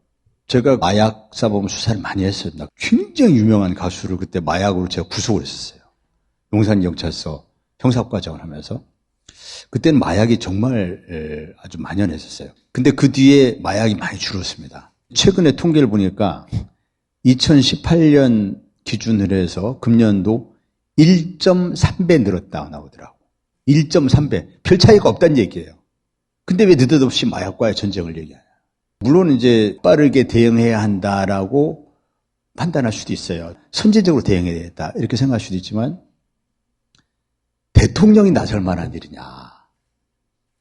경찰청 마약과장 정도가 할 얘기 아닌가. 경찰청 마약과장. 네, 그 정도가 할 얘기예요. 근데 왜 대통령이 나서가지고. 더군다나 한동훈 장관이 이게 다 빌드업이거든요, 계속. 이것이 이제 국민들에게 어떤 범죄에 대한 공포, 범죄에 대한 분노를 자극하면서 그런 범죄 수사의 척결에 검찰이 중심에 있다. 검찰은 그렇게 생각하거든요. 검찰이 없으면 대한민국은 부패 천국이 될 거로 생각하고 그렇게 믿고 싶어하고 그렇게 주장을 자꾸 합니다. 한동훈 장관이 검찰 만능주의에 빠져있기 때문에 세상에 그렇게 보일지 모르겠어요. 그건 검찰 공화국에 빠져있는 망상에 불과하거든요.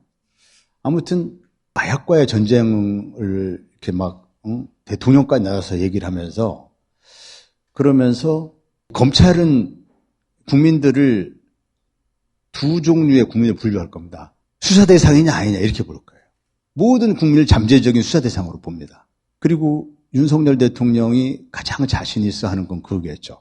범죄 수사로 여론몰이하고 그걸로 자신들이 원하는 어떤 목표를 예컨대 사회 지도층이거나 또는 정치인이거나 이런 사람을 꼬린시킨다. 꼬린시킨다는 구속시키는 거라니. 꼬린시키고 그걸 거꾸로 들이고 하면서 막 검찰이 정의의 사도인 것처럼 부각되고 이런데 아주 익숙한 사람들이거든요.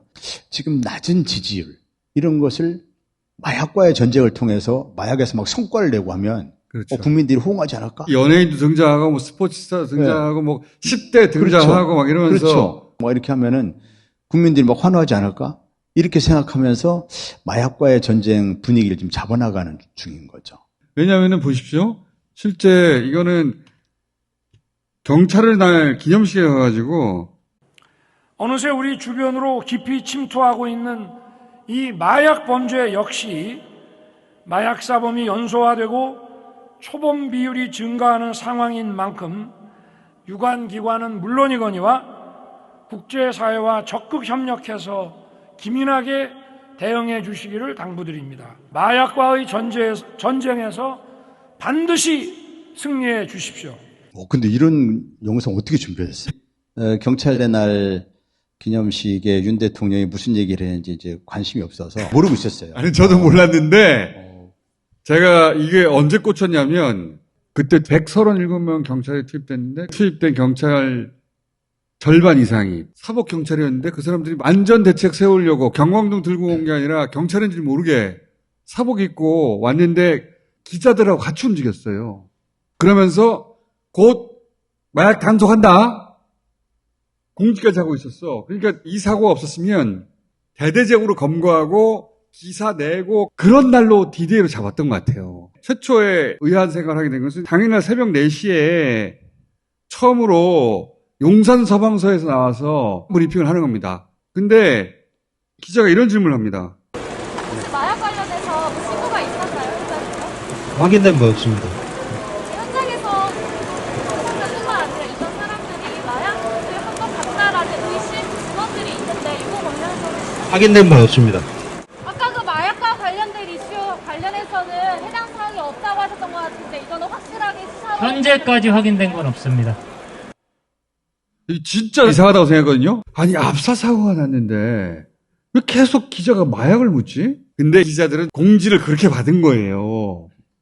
10시 반쯤에 일제 단속이 있다. 처음에 올 때부터 오늘 마약 단속이다. 그래서 머릿속에 마약 사범들은 오늘 잡는다라고 생각하고 있던 기자들이 구조하고 있는 서방소장한테 마약을 묻고 있는 거예요. 진짜 황당한 질문이지. 이런 얘기를 해왔더라는 거야. 그래서 이것이 기동대 배치와 무슨 상관관계가 있겠냐. 이것이 이제 키포인트인데 대통령이 나서서 마약과의 전쟁 직접 얘기. 그러면 이 경찰청장, 서울경찰청장, 이 고위 경찰관들의 머릿속에 뭐가 있겠습니까? 아, 대통령의 뜻에 따르는 것은 마약에서 성과를 내는 거구나. 서울경찰청장이 헬로윈데이 때 가장 신경 썼던 것은 아 이때다. 마약을 단속할 이때다. 그러니까 이 생각을 했을 거예요. 용산경찰서장은 보시면 서울청에 기동대를 요청했다는 거예요. 기동대가 있으면 마약 단속에 방해가 되죠. 경찰이 짝깔리면 마약 거래하던 사람이 숨죠. 마약은 현장에서 잡아야 되거든요. 근데 경찰이 짝깔려 있으면은 마약 거래하는 사람들이 다 숨어버리죠. 이게 굉장히 설득력 있어요. 제가 의심하는 부분인데 마약 단속에서 성과를 내기 위해서 정복 기동대를 배치를 안 한 것 아닌가라는 의문이 있어요. 근처에 기동대 있었거든요. 그날 8시에 촛불 집회가 걸어가가지고 끝나는 지점이 삼각지였어요. 삼각지에서 이태원 걸어가면 돼요. 경찰은 남아 돌았어요. 그렇기 때문에 이태원의 헬로윈 데이를 맞이해가지고 대규모의 인파가 모일 것이고 예측할 수 있었을 것이고 예측해야 맞고 그리고 기동대를 배치했으면 이런 사고가 나지 않아요. 여기 위험하니까 가지 마세요. 일단 정지, 우쪽으로 우회하든지 아니면 경찰이 내려갈 때 내려가세요. 그걸 안 따르고 경찰 밀고 갈 시민들은 없잖아요. 우리나라는요, 이 통제 잘 따르기로 전 세계적으로 유명해요. 그런데 왜 배치를 안 했겠느냐. 배치 요청이 또 지원 요청이 있었다는데 묵살을 했다면 이건 다른 의도가 있었던 거 아닌가. 마약사범 검거에서 성과를 내기 위해서 노출된 경찰을 안 보이게 하기 위해서. 그래야 이제 마약사범들이 활개를 칠 거 아닙니까? 마약사범 검거에 방해가 되니까. 그렇죠. 그런 의미로 말씀하신 거죠? 저는 그 부분이 상당히 의심이 돼요. 네. 그렇지 않으면은 기동대 배치를 안 할 이유가 납득이 안 가요. 마약사범은 정복은 투입이 안 됩니다. 어른거리면 안 되고 클럽 같은 데서 마약 거래가 이루어지고 하기 때문에 경찰관들은 클럽 속에 손님 중에 한 명으로 투입됩니다, 다. 네. 그래서 거기서 현장을 잡아내는 겁니다. 근데 거기서 이제 정복 경찰 앞에 서 있다. 정복 있으면은 마약거래가 다 도망가죠. 그런 장소에 그 경찰이 깔려 있으면 그 마약 사범은 딴 데로 가겠죠. 이 묵살하는 자체가 이해가 안 가잖아요. 경찰은 만에 하나의 상황에 대비하는 거거든요. 집회 시위를 그 관리할 때도 만약에 상황까지 대비를 합니다. 청와대를 지켜야 한다. 어디로 한 명이라도 뚫리면 안 될 텐데 이런 생각을 하면서 2겹, 3겹, 4겹, 5겹으로 이렇게 배치를 하거든요. 그런 마인드를 가지고 경비를 하기 때문에 혼잡 경비 상황에서도 이게 순간적으로 인파가 몰려서 이 압사하는 사고가 발생하면 어떡하지? 이런 사고를 예측을 당연히 했을 거예요. 제가 듣기로는 정보 쪽에서 그런 사고가 발생할 우려가 있다라는 보고서가 올라갔다라고 들었어요. 그에 따른 대비책을 세웠어야 된다면 대비책이라는 건 간단합니다. 아주 간단해요. 기동대 혼잡경비 가서 혼잡경비에 해서 기동대 하나만 배치하면 되는 겁니다. 가장 취약한 장소가 어디야? 아, 그거는 해밀턴 호텔 옆 골목이다. 그럼 거기에 경찰이 쫙 깔린 상황이 되죠. 그럼 얼마든지 통제가 가능하죠. 올라가는 사람, 내려오는 사람 다 통제가 가능하죠. 그러니까요. 그게 계속 막는 게 아니라 혼자 할 때 막았다가 풀었다가 하면 되는 거거든. 그럼요. 지하철을 한쪽은 막고 한쪽 방향으로 가게 한다든가. 그런 거죠. 네, 골목도 나오기만 하고 들어가지 못하게 한다든가. 동선 통제는 경찰이 대중 통제할 때 기본 중에 기본 아닙니까, 이게? 교통 통제, 인파 통제, 그때 일방향으로 통제하는 건 기본이죠. 그게 어려운 일이 아니잖아요. 그냥 기동대 한 개 부대만 이렇게 지정하면 됩니다. 자, 저녁 8시부터 이태원에서 가장 혼잡한 지역 가서 혼잡 경비해. 이러면 훈련된 부대이기 때문에 알아서 잘 하거든요. 필요한 인파 통제도 하고 일방향 통제도 하고 우회도 시키고 다 하거든요. 그런 거를 대한민국 경찰이 없어요. 항상 잘해왔기 때문에 이런 사고가 한 번도 없었던 거예요. 길거리에서 압수 사고가 언제 있었어 도대체. 주최책이 있든 없든 간에. 이제 그런 상황에서 정부가 이 책임 모면에 급급하니까 너무 화가 나잖아요. 참사를 사고라고 굳이 표현하려고 그러고 리본도 굳이 글씨가 없는 걸 뭘 해보려고 그러고 너무 뻔뻔해 보여요. 사망자 이렇게 표현하잖아요. 참사 희생자라고 해야 될 일을 책임을 자꾸 모면하려고 특히 이상민 장관 같은 경우는 정말 즉각 그 파면을 시켜야 된다 생각하는데 이상민 장관은 본인이 경찰국을 만든 사람이에요. 그런데 이 일이 발생하고 나서 한 말이 뭡니까? 경찰 배치했어도 그거 못 막았을 거라고. 감옥에 보내야 된다고 진짜. 그러니까 너무 화가 나는 겁니다.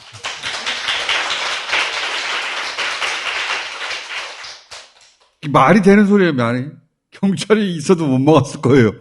그 참네. 정부 책임론으로 확산되는 거 어떻게든 차단시켜 보려고 거기에만 골몰하는 겁니다. 뭐 경찰이 있어서도 못 막았을 거니 금년에 한 기동대도 배치 안 되는데 그거를 작년보다 더 많이 배치되는 이 거짓말이죠.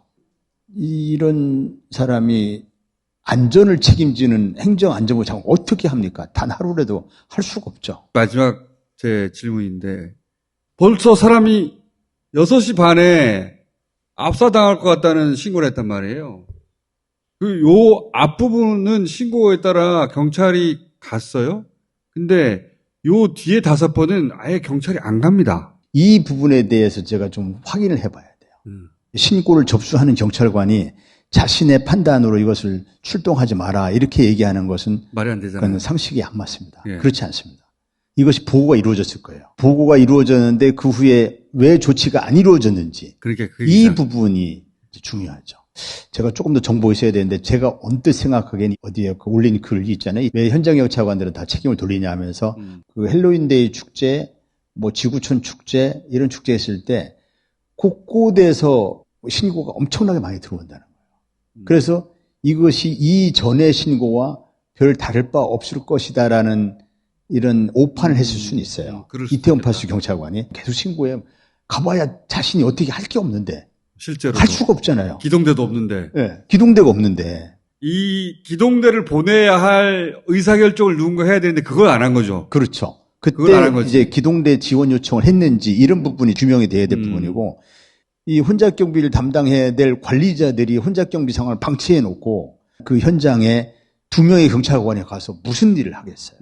그러니까 그 경찰은 신고한 사람이 안전한가 확인하고 직접 가서 봤는데 정말 압사가 날 것 같다. 그러면 상부에 보고하는 것으로 두 사람이 그걸 막을 수는 없으니까. 막을 수는 없으니까. 그러니까 그 두 사람은 그 역할을 했으면 다 했는데 왜 기동대가 안 왔냐? 거기서 왜 기동대 출동을 안 시키냐 이거예요. 그때부터. 여전히. 왜냐하면 거기 그 삼각지에 또는 용산 대통령실 앞에는 기동대가 넘쳐나거든요.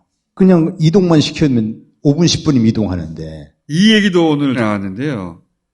서울의 한 경찰서 팀장급 대통령실 이전을 해가지고 경력이 그쪽으로 많이 빠지는 바람에 뺄 수가 없어. 서울의 경비 책임자, 최종적으로 서울경찰청장인데 대통령실의 주변에 있는 기동대는 얼마든지 뺄 수 있습니다. 다만 이 실무자 입장에서는 움직일 수는 없죠. 누군가가 명령이 있어야 되는 거예요. 지휘부의 책임이 크다는 얘기를 하면서 얘기가 나온 거죠. 팀장급은 대통령실에 가 있으라니까 가 있는 거지. 그 경찰력을 줄여서 경력이라고 부릅니다. 경력을 계속 그때 상황에 맞게 서울경찰청 지령실에서 무전으로 지시를 합니다. 어느 부대 어디로 이동해서 무슨 임무를 수행하라. 대통령실 주변에 이게 경력이 많이 있을 때 급하면 압사사고가 나오고 있다니까 빨리 한 부대 가가지고 이거부터 수습을 해라.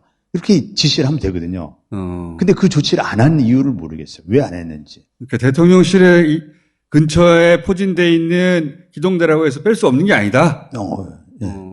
예, 그거는 그런 판단을 누군가 안 했다는 게 문제인 누군가 것이지. 그 판단을 안 한 거죠. 국민의 생명을 구하기 위해서 부대를 이동시키는 것은 그거는 전혀 문제되지 않고 얼마든지 이동시킬 수 있다. 게다가 그런 조치 대통령- 왜 안 했는지가 문제예요. 용산에서 대통령 퇴근했잖아 이미. 토요일 밤 10시인데. 대통령도 없어요 거기에. 아마 만약 이 사고가 없었으면 그 다음날 뉴스는 마약 뉴스로 도배가 됐을 거예요.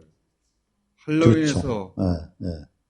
대거 검거. 그랬을 겁니다. 그런 의심, 합리적인 의심을 갖고 있고 다음 주부터는 행정안전위원회에서 이런 데 대한 자료 요구를 하고 국회 차원에서 진상조사가 이루어져야 되고 또 검찰이 이걸 전면적으로 수사하기 시작하면 이 국면을 어떻게 활용할지 몰라요. 어떤 희생자를 만들어내고 그 얼마든지 여론을 만들어나갈 수 있는 아주 영악한 친구들이거든요. 거기다 수사를 맡기면 큰일 납니다. 이 사안은 국회에서 의원님이 제일 전문가이신 것 같으니까 저희가 새로운 내용 나올 때 미리 예약해 둘게요. 여러분 잘 들어주셔서 고맙습니다. 감사합니다.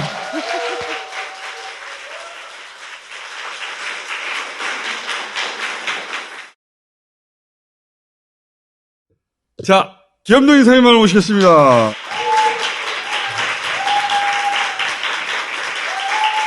나는 첫날부터 이상했어요. 이 대처가. 첫날 현장 나와가지고 여기서 진짜 많이 죽었다.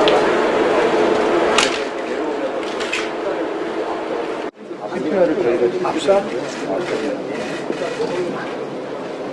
우리가 아까 거기 하니까 류진탕 이런 게 있었죠. 처음부터 지휘했다고 그랬는데 압사? 뇌진탕이라는 건 넘어져서 머리를 다쳤다는 거잖아요. 근데 그렇게 그 좁은 공간에서 많이 죽었다니까 압사? 뇌진탕 같은 거 아니야? 사태 파악이 안 됐어요. 첫날부터 모든 게 다 이상해. 분향소를 바로 설치하거든요. 근데 영정과 위패를 생략하라고 지시하잖아. 가운데 대신 이걸 쓰라고 해. 이태원 사고 사망자. 나 이런 거 처음 봤어. 영정 사진을 말을 못해서 위패만 쓰는 경우는 있어요. 둘 다 하지 마라. 이런 지시를 들어본 적 있어? 무연고자인 경우에 챙길 사람이 없어서 위패만 달랑 서 있다. 뭐 이런 식의 보도는 접할 수 있어요. 근데 가족들 다 멀쩡히 있는데 그리고 가족들이 결정한 상황이지. 다음날 즉시 영정과 위패 없이 분향소를 전국에 설치하라. 진짜 이상한 지시야. 더 이상한 건 근조 리본을 다는데 글씨 나오면 안 된다. 이게 상식적으로 이해가 가나? 이 얼마나 기괴해. 분향소도 실내에 설치하라고 했어요. 시청 2층, 도청 별관, 심지어 어떤 곳은 뭐 선수 기념관, 시가지에서 떨어진 곳. 그리고 처음부터 이태원 참사가 아니라 사고라고 쓰고 희생자가 아니라 사망자라고 쓰라고 딱 지시한 거 아니야. 여기 영정사진 및 위패는 생략 이렇게 당구장 써있잖아요. 부시. 예. 공무원 머리에서 근조 리본 글씨 없는 쪽으로 달아라. 이게 어떻게 생각나? 누군가에게 애도를 표하거나 슬픔을 표하거나 했을 때 누구라는 대상자가 특정이 안 되면요 되게 막연해집니다. 희생자 추모 같은 일 할 때 대표적으로 하는 게 희생자들 이름 한 사람 한 사람씩 우리가 부르는 거예요. 그렇지. 그거를 할 때의 느낌과 그냥 사망자 1명 이렇게 했을 때 와닿는 게 완전히 달라요. 이번에 희생자 이름이 단 하나도 안 나와요. 보통은 이런 사고가 나면 이름이 쫙 나오거든요.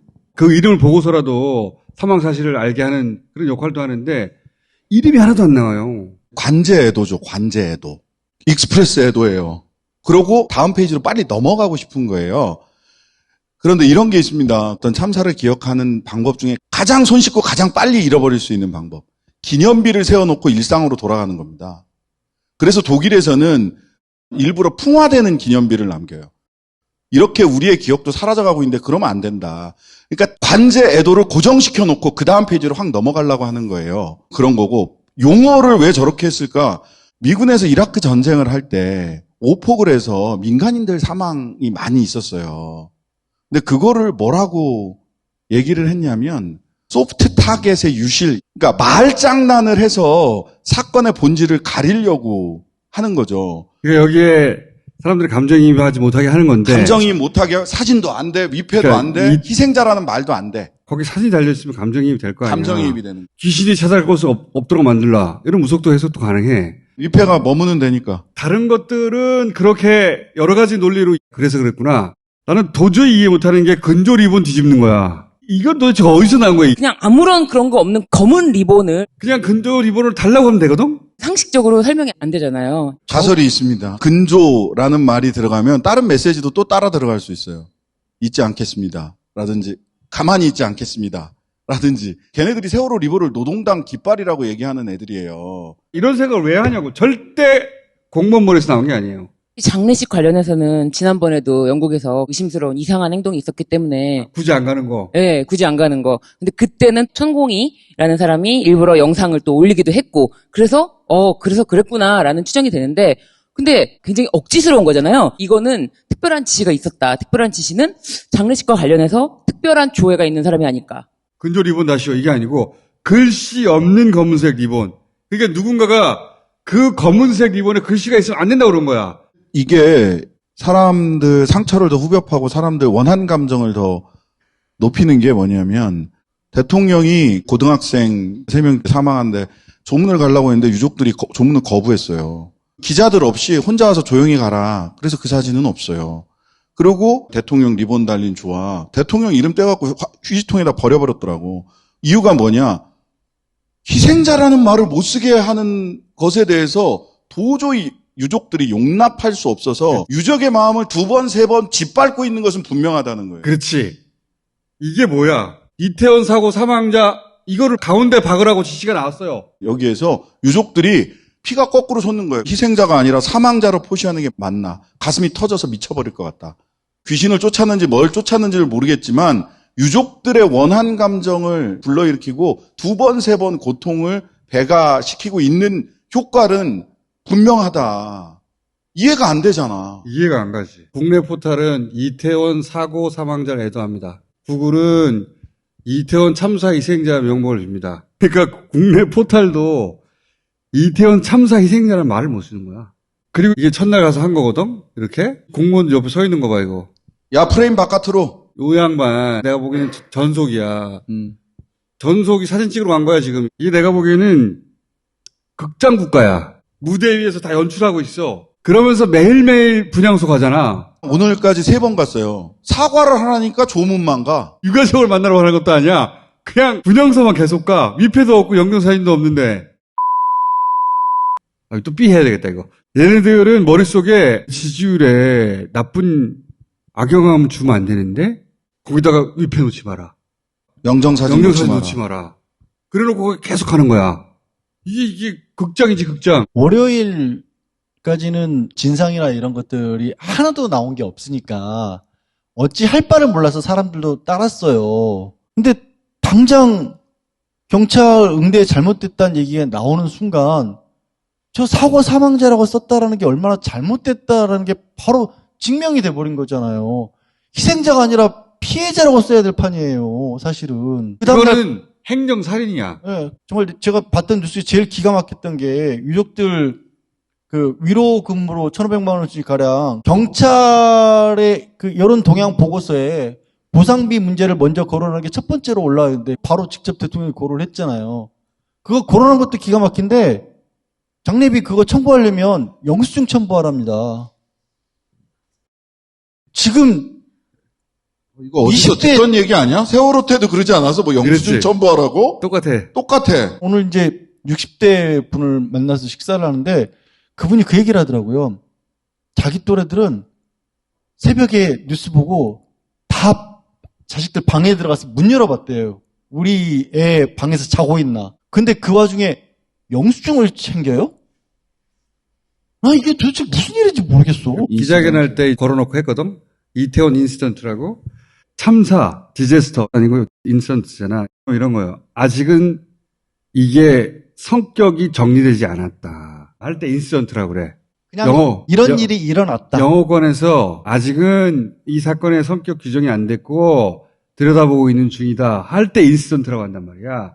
굳이 인시던트라고 하는 거예요. 참사라고 쓰지 말고 사고라고 쓰고 희생자라고 쓰지 말고 사망자라고 쓰라고 하는 그 연장이거든요. 그 연장이. 외신 기자들 앉혀놓고 이걸 한다고. 외신 기자들한테 이걸 먹히나? 이게 먹히냐고. 외국인들도 희생자가 많이 나왔잖아요. 이미 뭐 CNN부터 시작해 BBC도 그렇고 한결같이 행정당국의 잘못이라고 디제스터 참사라는 말이 안 나올 수가 없는 게 한 골목에서 시내 도심에서 150명이 넘는 사망자가 나왔어요. 이게 무슨 대단한 분석이 필요해. 그냥 참사잖아. 그냥 있는 그대로. 보기만 해도 다 아는데 이건 무슨 분석이 필요한 사고가 아니에요. 드론으로 봐서 해결할 수 있는 게 아니라고. 드론 얘기했잖아, 윤석열이. 앞으로 드론으로 관리하겠대. 이 자리가 어떻게 만들어졌느냐. 대통령실에서 무조건 하라고 했다는 거야. 이런 기사들이 막 나왔거든. 네, 이런 기사들이 나오는 거예요. 월드 모스트 디슬라이크. most disliked leader. 세계에서 가장 월드 미움받는. 가장 미움받는. 월드 모스트 디슬라이크. 외신 기자들 좀 마사지 좀 해라. 네. 이런 거거든. 근데 먹히냐고 그게. 그러니까. 그리고 농담하거든요. 웃기도 하고. 내가 보다가 미쳤나 저 사람 미쳤나 진짜. 근데 그게 단순한 농담이 아니라 질문이 마음에 안 든다는 거야. 질문이 마음에 안 든다는 그러니까. 거예요. 계속 정부 책임이 아니라고 하면 정부의 책임이 처음과 끝은 어디냐. 당연히 물어볼 수 있지. 그랬더니 통역기에 소리가 잘안 안 들리는 책임의 처음과 끝은 Especially in times like this where government described the situation to be nobody's fault. 잘 안 들리는데요, 이 통역이. 이렇게 잘 안 들리는 것에 책임져야 할 사람의 첫 번째와 마지막 책임은 뭔가요? 네? 이건 그냥 농담이 아니에요. 그러니까 질문하는 사람들에서 비꼰 거거든요. 비꼰 거예요. 그뿐만 아니라 중간에 웃어요. 10만 명 정도 모이는 행사였다면 어느 정도 경력을 투입하게 됐었는지 말씀 부탁드립니다. World Series between New York Yankees and Boston Red Sox. We should mobilize a lot of police. No? Okay. 이 양반은 이 사태로 인해 괴롭지 않다. 그러니까 웃고 농담을 하지. 여기서 어떻게 웃고 농담을 해. 이런 사람들이 지금 모여가지고 씨발 나라를 움직이고 있는 거야. 사람이 100몇십 명이 죽었는데 정부의 지침이 리본을 거꾸로 달라니 이런 게 어디 있어? 그래서 이게 봐봐요. 웃긴 게 오세훈은 이걸 달고 한덕수는 거꾸로 뒤집어 달았어. 그러면서 오늘 행안부에서 왜 희생자라고 안 하고 사고, 사망자 이렇게 얘기를 하느냐 하니까 이태원 상인들이 피해볼까 봐. 그러면은 희생자 마음을 왜 안 챙겨주는 거야? 그러니까요. 희생자 마음을 상인들까지 그렇게 섬세하게 챙겨주는 양반들이. 그게 공식 브리핑 내용이었어요. 미친 거 아니야 진짜. 이 참사가 일어나자마자 외신에서는 윤석열의 리더십이라든지 정부 책임이 아니냐. 외신 기자들은 물어요. 우리 기자들은 듣지도 못하죠. 오히려 대통령실에서 주체자가 없는 시위나 집회 법적으로 제도적으로 권한이 없다. 기자들이 대놓고 비판해야지. 네, 그래 말이 안 되잖아요. 우리가 안 한 건 법이 없어서 못 한 거야. 와. 아니 그거는 의무의 문제거든요. 거기에 왜 권한이 나와? 국가의 의무지. 권한이 없어서 개입을 못했다는 말처럼 개소리가 어딨어요. 그리고 일방통행 과거에는 있었다. 동선 통제했다고 그랬더니 일방통행 없었다고. 이게 작년에 이태원에 놀러 갔던 사람이 써놓은 블로그 글이야. 이태원 골목 쪽에서 이쪽으로 들어가는 길 통제. 지하철로 나온 사람은 나올 수 있고 들어가지 못해. 통제한다고. 그때. 그거는 기본이에요. 지난해 막 욕을 써놓은 블로그들도 있더라고요. 군사적 정권이야 왜 우리 가고 싶은 대로 마음대로 못 가게 하면서 여기가 사고 난 지역이거든요. 작년에 이렇게 경찰들이 경광등 들고 서 있었단 말이야. 저게 일시적으로 동선 통제하는 거거든. 경찰이 있다는 거를 저렇게 되면 다 알게 되는 거죠. 작년에는 대책회의를 분명하게 용산구청 안에서도 외부 기관하고도 분명히 했다는 거예요. 근데 올해는 찾아보니까 대책회의 자체가 없었다는 거예요. 부구청장이 뭐 형식적으로 했던 건 대책회의라고 볼 수 없고, 근데 박희영 그 구청장은 8시하고 9시에 현장까지 갔었어요. 8시하고 9시면 6시 반부터 이거 이러다 압사당해요 하고 112 신고 들어갔을 때잖아요. 그냥 돌아왔어. 뭘 한 거예요? 할 수 있는 거 다 했고, 할로윈은 현상이고 축제가 아니라 뭐 이런 얘기 막 했었잖아요. 저희는 전략적인 준비를 다 해왔고요. 구청에서 할 수 있는 역할은 다 했습니다. 이건 축제가 아닙니다. 축제면 행사의 내용이나 주최 측이 있는데 내용도 없고 그냥 할로윈 데이에 모이는 일종의 어떤 하나의 그런 현상이라고 봐야 되겠죠. 예비 후보 시절에 바로세로 연구소에 출연을 하십니다. 예비 후보 때부터 이분의 후원회장, 그리고 용산구청장직 인수위원장 신평 변호사입니다. 오늘 황운하 의원하고 그 얘기를 했는데 왜 기동대가 안 왔을까? 이게 핵심이거든요. 황운하 의원의 생각은 이 마약과의 전쟁을 선포한 상황에서 경광등 들고 경찰들이 서 있으면 도망간다는 거야. 마약 사범들이. 그 다음날 만약에 사고가 없었으면 아마 10대까지 버틴 마약. 10대 주부, 뭐 대그룹 회사원, 그렇지. 일상까지 들어온 마약. 10대 주부 회사원. 좀 있으면 스포츠, 연예인, 재벌가, 검사 라인이 주도한 드라이브거든, 이게. 마약의 전쟁으로 갑시다. 마약과의 전쟁을 하죠. 근데 마약 수사는 검찰의 수사권이 없어요. 근데 4개 지청에다가 전담반 수사팀도 만들었어. 검찰이. 왜? 이게 우리가 야당만 때려잡는 게 아니라 일 얼마나 잘하는지 보여줄게. 마약으로부터 구하는 거야. 라는 얘기를 하기 위해서 그 원조는 어디로 갑니까? 91년도 범죄와의 전쟁이야. 그렇지. 그거지. 노태우가 91년도에 공안정국을 시작한다고요. 그러면서 범죄와의 전쟁을 합니다. 윤석열 일병이 민간인 사찰 폭로하고 보라매 공원에서 수십만이 모여서 집회하고 하는 바로 그날 범죄와의 전쟁이 시작이 돼.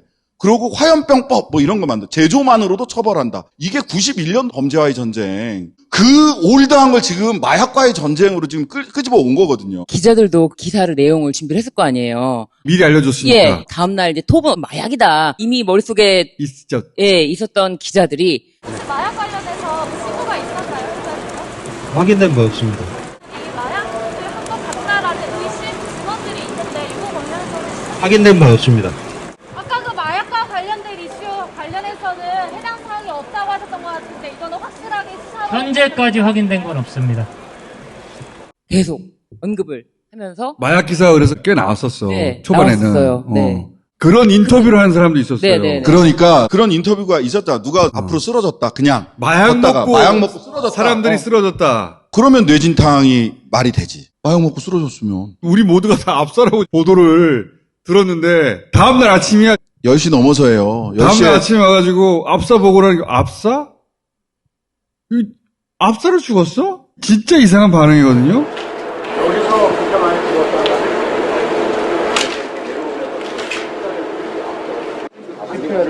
압사? 우리가 아까 거기 아니까 뇌진탕 이렇게 있었죠. 뇌진탕을 일으키려면 널찍막한 데서 넘어져야지. 대통령이 실시간으로 분단위로 어떤 행적을 했는지 오늘도 나오고 있어요. 소방본부에서 먼저 보고를 받았고 경찰로부터는 1시간 이후에 받았고 그래서 응급의료 체계를 갖춰라라고 지시를 했다는 게 쭉 나오는데 그것과 영상이 너무 안 맞는 상황이죠. 동영상 하나만 봐도 사진 한 장만 봐도 현장 한 번만 현장 파악이 되거든요. 누구나 어머 끔찍하다. 이렇게 켜켜이 싸워가지고 압사당했구나. 근데 몰라 압사? 뇌진탕이겠지. 그냥 이거는 사진이나 영상을 본 게 아니고 안 봤어. 오늘 이제 태세 전환이 되는 방향이 경찰 때려잡는 걸로 가는 거 아니야 지금? 네. 경찰 때려잡고 두 번째 한동훈 법무부 장관 발로 수사권이 없어서 대형 참사를 검찰이 수사를 못하게 수사를 되니까. 못한다. 처음 되게 황당한 것 중에 하나가 사고대책본부를 대검에 차리는 거예요. 그렇지. 수사 다음 날인데, 이 사고 참사 다음 날인데, 바로 다음날 아침에 피해자 신원 파악도 다 안 끝났던 상황이거든요. 검찰은 현장에서 움직이는 조직이 아니잖아요. 아직도 유족들은 내 자식, 내 뭐 형제가 어디 병원에 있는지도 모르고 우왕좌왕에 있을 때 사고 대책을 검찰에서 하라는 거야. 진짜 기가 막힌 뉴스가 그 다음날 나오는데 대검이 참사인데 수사를 못해서 일이 안 풀린다. 그게 다 검수완박 때문이고 민주당 때문이고 문재인 전 대통령 때문이다. 이게 복잡한 수사예요. 무슨 포렌식을 해야 돼요. 그런 게 아니잖아요. 이것마저도 정치적으로 이용하려는 것 같은 그러니까 느낌이 드는 거예요. 법무부 장관 입에서 검수완박이라는 얘기가 나와서는 안 됩니다. 머리도 완박이란 나빠. 얘기는 머리 나쁘다고 생각하는데 이찬수에 검수완박 집어넣을까? 그렇게 한 거예요. 검수완박 때문에 검찰이 수사를 못해서 그러면 안타깝다. 아니 지금 사람들이 이거 어떻게 이런 일이 있을 수 있지 이러고 있는데 검수완박을 밀어넣어 여기다가 애도만 하려매 정쟁하지 말자매. 자기가 원하는 거 꼭 가져야 돼. 검수완박 가져야 되겠죠? 사람들이 죽어가지고 지금 슬픈데 검수완박 얘기라고 앉았어. 미친 이 씨발 머리가 좋다는 건 단순히 IQ가 높은 게 아니에요. 기본적으로 공감 능력이 있어야 돼. 눈치가 있어야 되는 게 눈치가 있어야 되고 눈치가 있어야 눈치라는 되는 건 공감할 수 있는 능력. 내가 이걸 말하면 상대가 받아들 수 없는 상태구나. 그걸 알고 말을 해야 될 거 아니야. 이걸 아무데나 들이밀어. 그래서 씨발 하는 거 보면 다 미친 새끼들 같아. 이렇게 하면은 자기들 죄가 숨겨질 거라고 생각하나 봐. 어제부터 경찰 폴렛 이런 데다가 우리는 기동대 요청도 했었다. 감찰을 하려면 이런 요청을 했음에도 불구하고 의사결정을 하지 않은 행안부 장관, 경찰청장, 서울청장부터 감찰해야 된다. 왜 그런 얘기가 나오느냐. 어제부터 분위기가 경찰 때려잡기로 바뀌었구나. 그렇지. 라는 거를 감각적으로 아는 거예요. 세월호 때 네. 해경 때려잡는 거 봤잖아. 네. 똑같은 꼴을 당하게 생겼거든. 또 경찰 때려잡으려고 하는구나. 그것도 현장. 대통령 경로. 네. 이거 때려잡으려고 하는구나. 그러니까 우리를 때려잡아? 그것도 이태원 파출소 20, 30대 경찰들 때려잡으려고 그래? 희생양 삼으려고 하니까. 희생양 삼으려고 하니까. 근데 주호영이 용산구청, 서울청장, 용산서장 요렇게 딱 했어.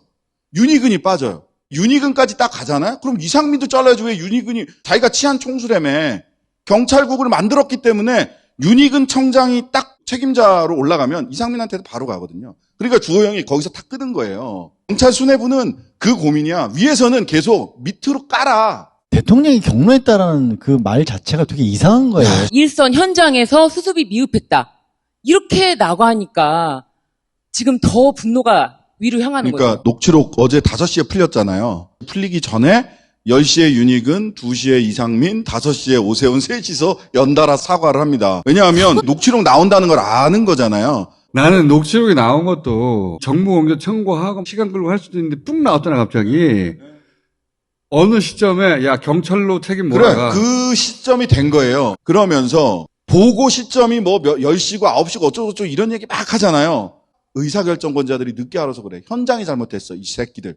이렇게 가려고 하는 거예요. 그렇지. 보고를 못 받았다. 네. 보고를 못 받았는데 우리가 어떻게 하냐. 그래야 현장을 잡들이야 할 수 있지. 그래서 현장을 조지려고 하는 거예요. 말단 조지고 끝내고 싶은 거야. 그 깡을 현장 경찰들이 어제 눈치챈 거예요. 아니 성수대교가 무너졌을 때도 시장을 물러나겠다라는 거예요. 경책성으로. 시장 경질했고요. 국무총리는 당일날 국무총리가 사임을 했어요. 당일날. 그러니까 성수대교 이게 사건 일어난 당일날. 사실은 성수대교 무너진 거는요. 그 사람들 책임질 일 아니에요. 부실공사였기 때문에. 근데 정치라는 건 위에 사람들이 제가 잘못했습니다라고 물러서는 사람이 있어줘야 그 다음부터 밑에는 뭐가 문제였습니다를 찾아가야 되는 건데 용산구청장도 무슨 축제가 아니라 현상이라는 소리를 하고 있고 행정안전부 장관은 할 수 있는 일을 다 일을 했다라고 하니까 이 상황이 납득이 안 가는 거예요. 이걸 어떻게 납득을 해? 극장국가라고 했잖아요. 삼류 쪽대본 극장국같이. 삼류 쪽대본. 그러니까 머리가 나빠. 머리가 나쁘고 무속의 영향이 있고 그리고 이게 중요한데 자기가 추궁받아 본 적이 없는 거예요. 검사의 삶을 살다 보니. 그러니까 저는 사실 앞에 두 개보다 지금 말한 이게 맞다라고 봐요. 고개를 숙여본 적이 없는 거예요. 거기에 플러스 법사. 그리고 안 그러면은 리본 거꾸로 단 거 어떻게 설명할 거야? 진짜 그러고 보니까 다 이해가 가는데 그건 진짜 이해가 안 간다. 그러니까 주변의 무당들한테 좀 물어봐줘. 그 녹취록 얘기로 다시 돌아와서 전문을 다 읽어봤어요. 9시 7분에 녹취록 7번으로 되어 있는 거예요. 사람들 너무 많아서 압사당할 위기거든요. 선생님 여기 와서 뭐 좀 해주세요. 사람 다 원웨이 일방통행할 수 있게 통제 좀 부탁드릴게요. 그렇게만 하면 사람 살 것 같다라는 판단을 했던 거죠. 아니, 대한민국 국민들 대단해요. 녹취록 다 읽어보면 해답을 다 알아. 지금 상황은 압사 직전의 위기 상황이다. 근데 이거를 풀려면 와서 원웨이 일방통행만 해도 이거 사람 살릴 수 있다. 라는 얘기가 녹취록에 다 나와요. 그 시민들이 경찰에 신고할 때 네. 그렇게 말을 한 거예요. 그렇게 다 말을 해요. 네, 알겠습니다 했더니 신고자의 마지막 말이 뭐냐면 네, 감사합니다예요.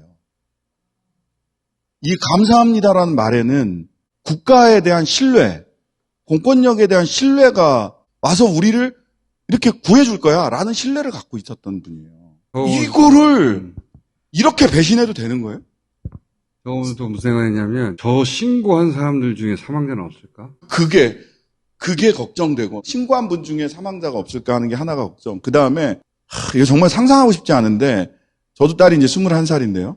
이 아이들은 세월호 때 그 나이 또래 아이들이에요. 근데 사망자들 중에 26살, 27살 애들이 있어요.